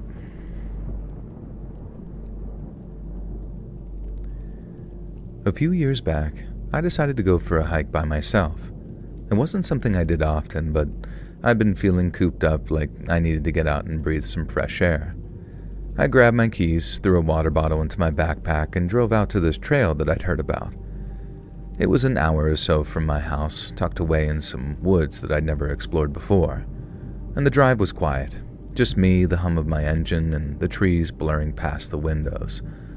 I parked my car in a little gravel lot near the trailhead, locked it up, and started walking. But that's where things get a little fuzzy. The next clear memory that I have is me driving back home, hands on the wheel and the sun dipping low like hours had just slipped by. But everything between? Gone. There was a black spot in my head, like someone snipped out a chunk of film and stitched the ends back together. I tried to piece it together later that night, sitting on my couch with a beer as... I tried to piece everything back together that night, sitting on my couch with a beer that I barely touched. I could picture myself pulling into that lot, the gravel that was under my tires, the faded wooden sign marking the trail, and I could even see myself stepping into the woods and hiking steadily along the trail. There's this one fleeting image that keeps popping up. Me walking through those woods, everything calm, but that's pretty much it. Everything else is just a blank wall in my mind before I back in my... It's supposed to snow again? Damn. Everything else is just a blank wall in my mind because I'm back in my... Mother frick. Mother flipper.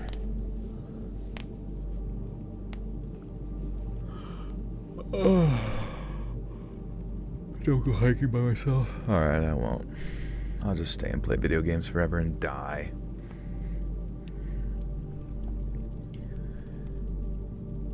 Everything else is just a blank wall in my mind before I'm back in my car, driving home like nothing happened. It creeped me out very badly, and I kept asking myself what the hell could have happened, but I couldn't think of anything. The next day I called in sick to work. My head was feeling pretty heavy and I couldn't focus. And I kept staring at my hiking boots by the door. They seemed to be caked in mud, little pine needles sticking in the laces, and all the proof that I'd been out there, I guess. But I couldn't remember stepping in that mud or brushing against those trees. I started wondering if I'd hit my head or something, so I went to the door. He poked at me. I went to the doctor. Favorite brain rot. Just the lion having his way with the small dog.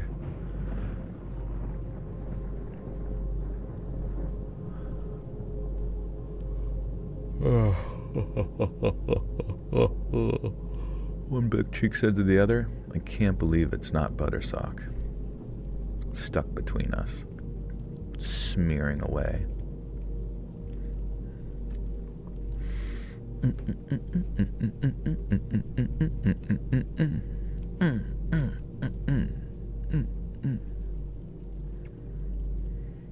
It's kind of funny that both of you guys retracted your messages. It just says message retracted.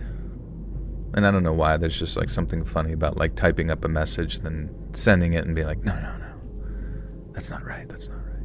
Not that one. No. Do I listen to Art Bell? Yeah, I love Art Bell, man. All that coast to coast AM shit back in the day was, I don't know. It's relaxing to me, especially if I have like a late night in the summer. It's like 3 a.m. and I go to get like a snack somewhere and Art Bell's playing on the AM radio. And there's an actual interesting guest that's not a fucking idiot. Because there's a lot of like guests on like the coast to coast AM that like Art Bell and those guys do a great job interviewing them and dealing with their retardation, but a lot of the times, like, if it's just a bad guest, you're like, this is such a waste of time. You going to bed, Noble? Oh, I read that wrong. You retract messages or the typo, like R instead of aren't. Nope, you gotta leave it. Leave it. Absolutely leave it.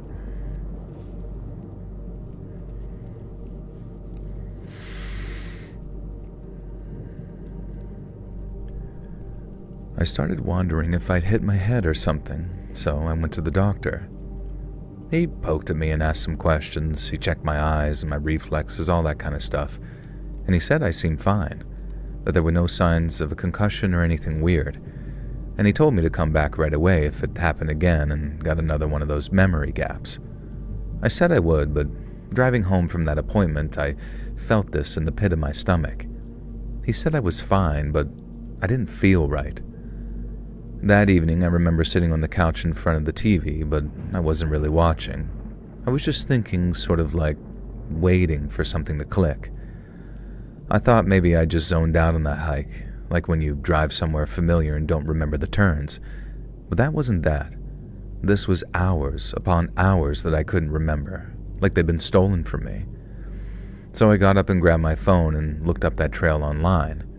It was called Black Pine Loop, some old path not many people used anymore, and I scrolled through a couple of hiking forums hoping for something useful, but most posts were a whole bunch of nothing. People talked about deer sightings or how the trail needed upkeep, but then I found this one thread, buried deep from a guy who'd hiked a few years before me. He said that he'd felt off the whole time, like something was wrong with the woods, and he said he found a stretch of trail where the trees looked wrong, very thin, twisted like they had some type of disease. He didn't mention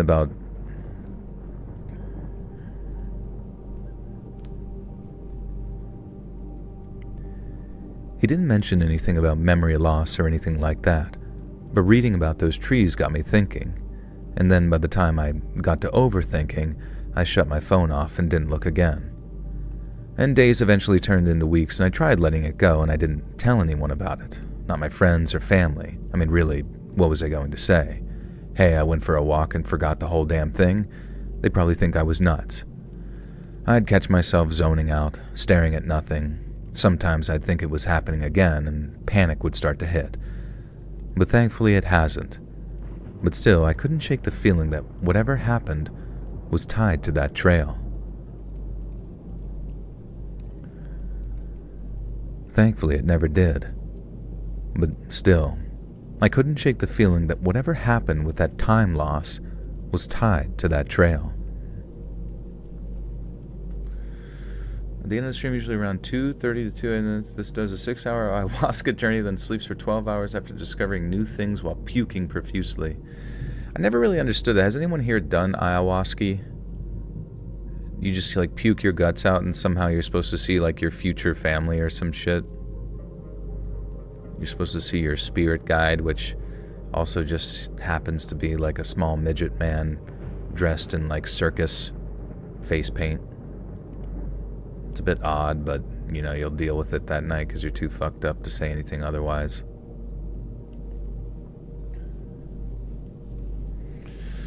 Alright. You're getting very sleepy. Guys, I'm gonna go take my magnesium, so I will be right back.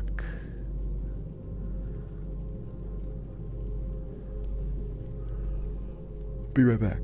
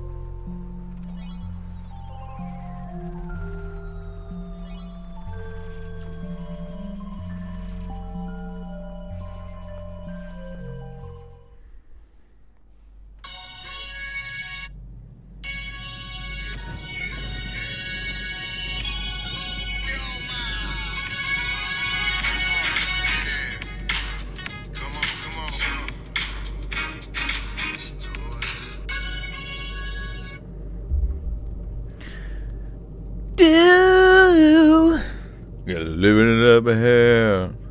Do I do? Living it up here. Do you? I love. Won't get high. Won't get high. Won't get high. Ooh, baby. I still remember that, like, I don't know who, was it Dave Chappelle that was talking about when they interviewed Ja Rule after, like, 9/11? And they're like, what is Ja Rule? What is Ja Rule's take on all this? If ever I needed to check in with people in hard times, it's after 9/11 to determine what Ja Rule be thinking. Whatever happened to Ja Rule? Is he dead or in jail? What's the deal? Ja Rule. Normally you like see rappers in passing. Oh, there he is. He's still alive. God damn. He's 49. Looking good. Let's see. Early life. He grew up in a traditional Jewish community in Queensboro, New York. Interesting. Did not expect that.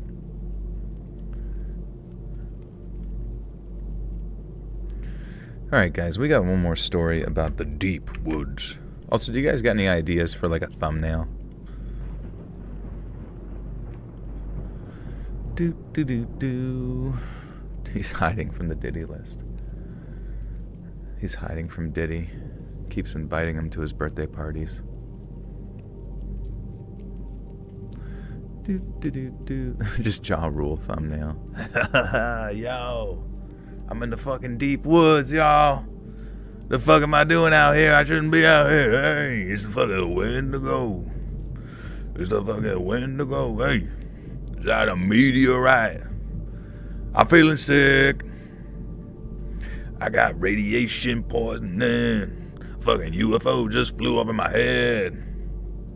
I think I just found a guy dead. His foot up in a tree. Yeah.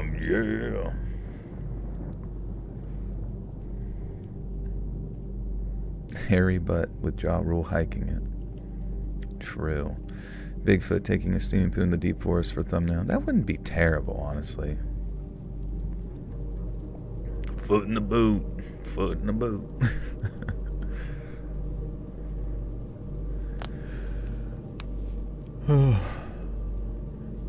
Dun dun dun. Living it up. Need Pradeep having withdrawals. He's doing good.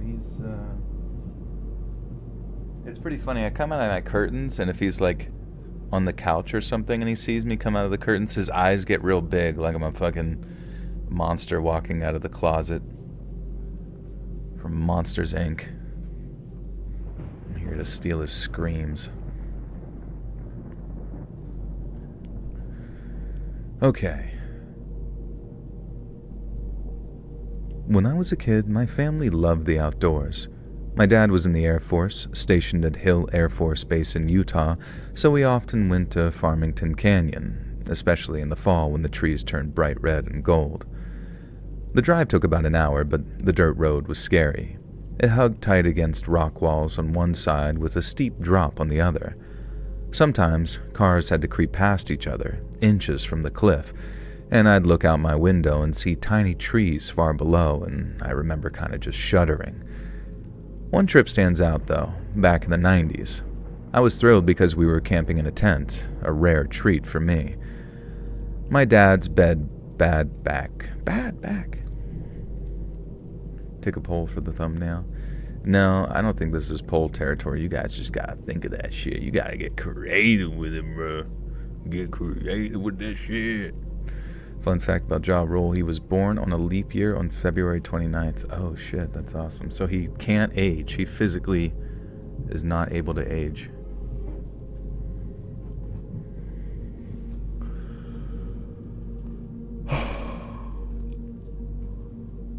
The darkness of a black furball with glowing eyes beside bloody hiking boots licking his paw skinwalker style implied heavily. Heavy implications. Do I make thumbnails with AI? Yeah, sometimes. I feel bad. Robin's been kind of AFK for a while. He's been sick. He had some hospital situation going on, so give him some well wishes.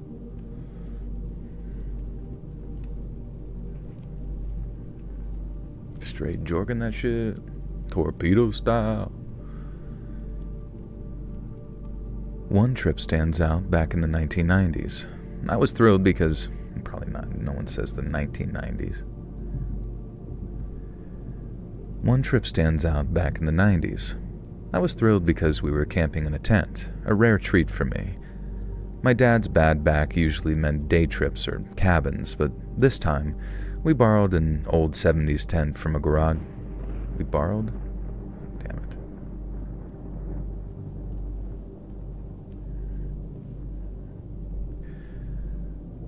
My dad's bad back usually meant day trips or cabins, but this time we borrowed an old 70s tent from a garage sale. Me, my parents, and my siblings, and our 2 dogs piled into the car. We reached the campsite by a creek in the late afternoon and then set up the tent, laughing as the dogs just chased each other. We built a fire, ate some hot dogs, and then when it got dark, we doused the fire and crawled into our sleeping bags. I fell asleep to the sound of the creek, but sometime later I woke up. One of our dogs was growling low, his fur bristling, and at first I thought it was just a rabbit because earlier we'd seen a few hopping around. But then I heard it, a sort of crunch, crunch, the sound of footsteps on the gravel outside. My whole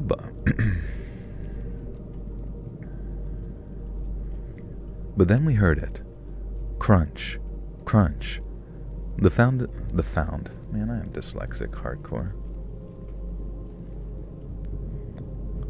Do any of y'all speak Irish? Like Gaelic? Old Gaelic? I speak of the Gaelic. The language of the lepra.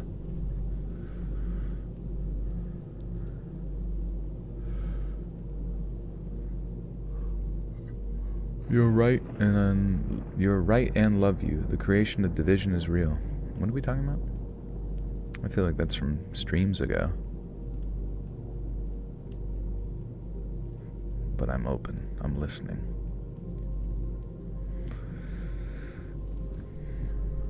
You heard Gaelic is hard. Hard as a Gaelic. He was licking me gay. Then I heard it. Crunch, crunch. The sound of footsteps on the forest outside. My whole body froze, stiff as a board.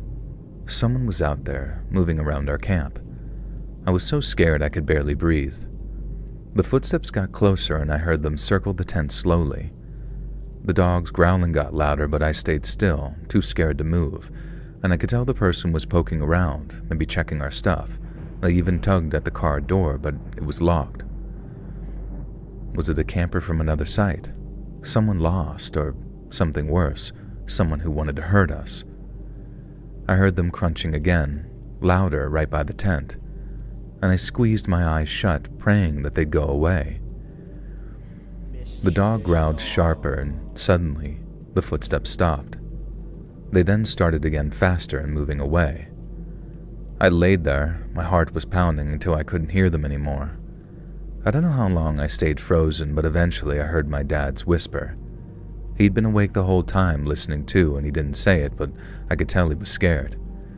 He waited a bit, shook my mom and siblings awake, and then announced that we were leaving. We packed up fast. No one talked much, just stuffed sleeping bags and tore down the tent by flashlight, and the dogs stayed close, but they were still on edge. It was around 1 a.m. when we piled into that car. The canyon road was darker than ever, and as we drove, I kept looking out the window, half expecting to see someone in the shadows. My dad mentioned seeing cars full of college kids heading up earlier, and he said maybe it was one of them, but he didn't sound too sure. We got home safe, but I didn't sleep that night. Really, none of us did. And I kept thinking about those footsteps and wondering who might be out there. Was it just someone who was lost looking for help? A thief checking the campsite?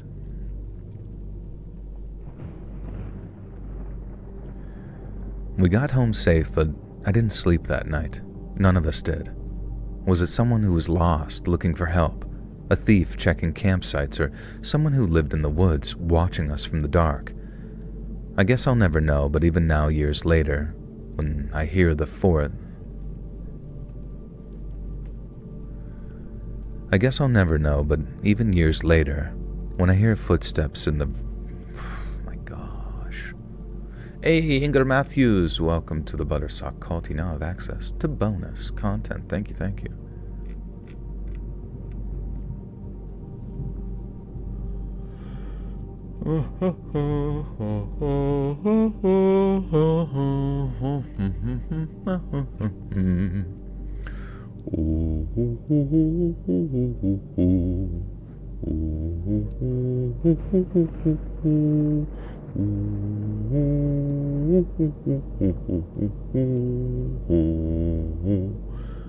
Vitality, what's up, dude? I'll never know, but even now, years later, when I hear the crunching of footsteps on the forest floor, my heart skips a beat. I should be a K-pop singer, honestly. Hey, hey, hey, hey. Hey, hey, hey, hey. Wonder how many K-pop bands there are. And why is that the only popular one over in Korea? Isn't there any like rock bands or rap groups or people who play the bongos? K stands for ketamine. Ketamine pop. Just me like standing there like a zombie rocking back and forth. This is K-pop. Okay, we are gonna read the outro, y'all. So let's get to my Google document with my outro. And you guys gotta think of something funny for me to say. I mean, I guess I could play a little bit of like... Let's see what I do. I have any instruments? Oh, I don't, dude. My stupid little... Damn it. I just realized my little djembe drum bullshit, or like my little steel drum, is outside, so that whenever the rain falls, I can hear it going ding ding ding ding ding ding ding ding ding, which doesn't sound that great, to be honest. I should probably bring it inside. Sing is the outro. Dude, I can't sing. I should, though. Hey, friends, thanks for listening. Click the notification bell to be alerted of the future narrations. That sucks. But yeah, think of something funny to say. Hey, friends, thanks for listening. Click that notification bell to be alerted of all future narrations. I release new videos every Monday and Thursday at 9 p.m. Eastern Time, and there are super fun live streams on Sundays and Wednesday nights. If you got a story, be sure to submit them over at my email, letsreadsubmissions@gmail.com.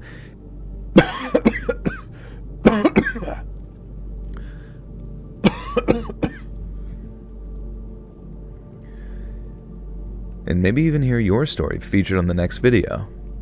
And if you want to support me even more, grab early access to all future narrations and bonus content over on Patreon, or click that big join button to hear about the extra perks for members of the channel. And check out the Let's Read podcast, where you can hear all of these stories in big compilations located anywhere you listen to podcasts. Links in the description below. Thanks so much, friends. And remember, dies.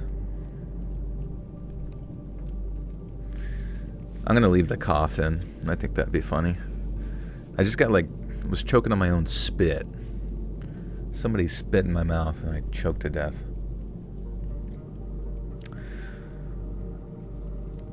Oh man.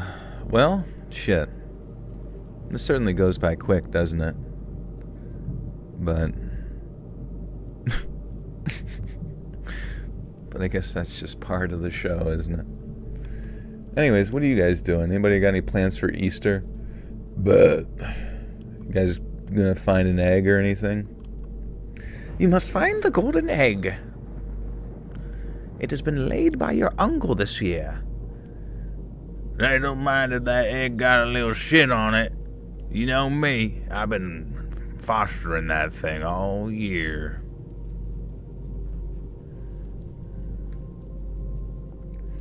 A golden egg is not racist. Throwing eggs at neighbors' bunnies. I'm waiting for Superman to arrive later today. He will be here. He'll smash through your walls. Survive the winter. Burn the grass on 420. Oh, there you go. Is it? Well, that's... What day is that? Also, do you find it funny that it was Charlie Chapman's birthday yesterday, and not that long after is Hitler's birthday? Don't you find it kind of coincidental that they have the exact same mustache?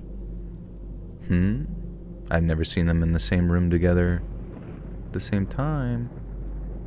Curious.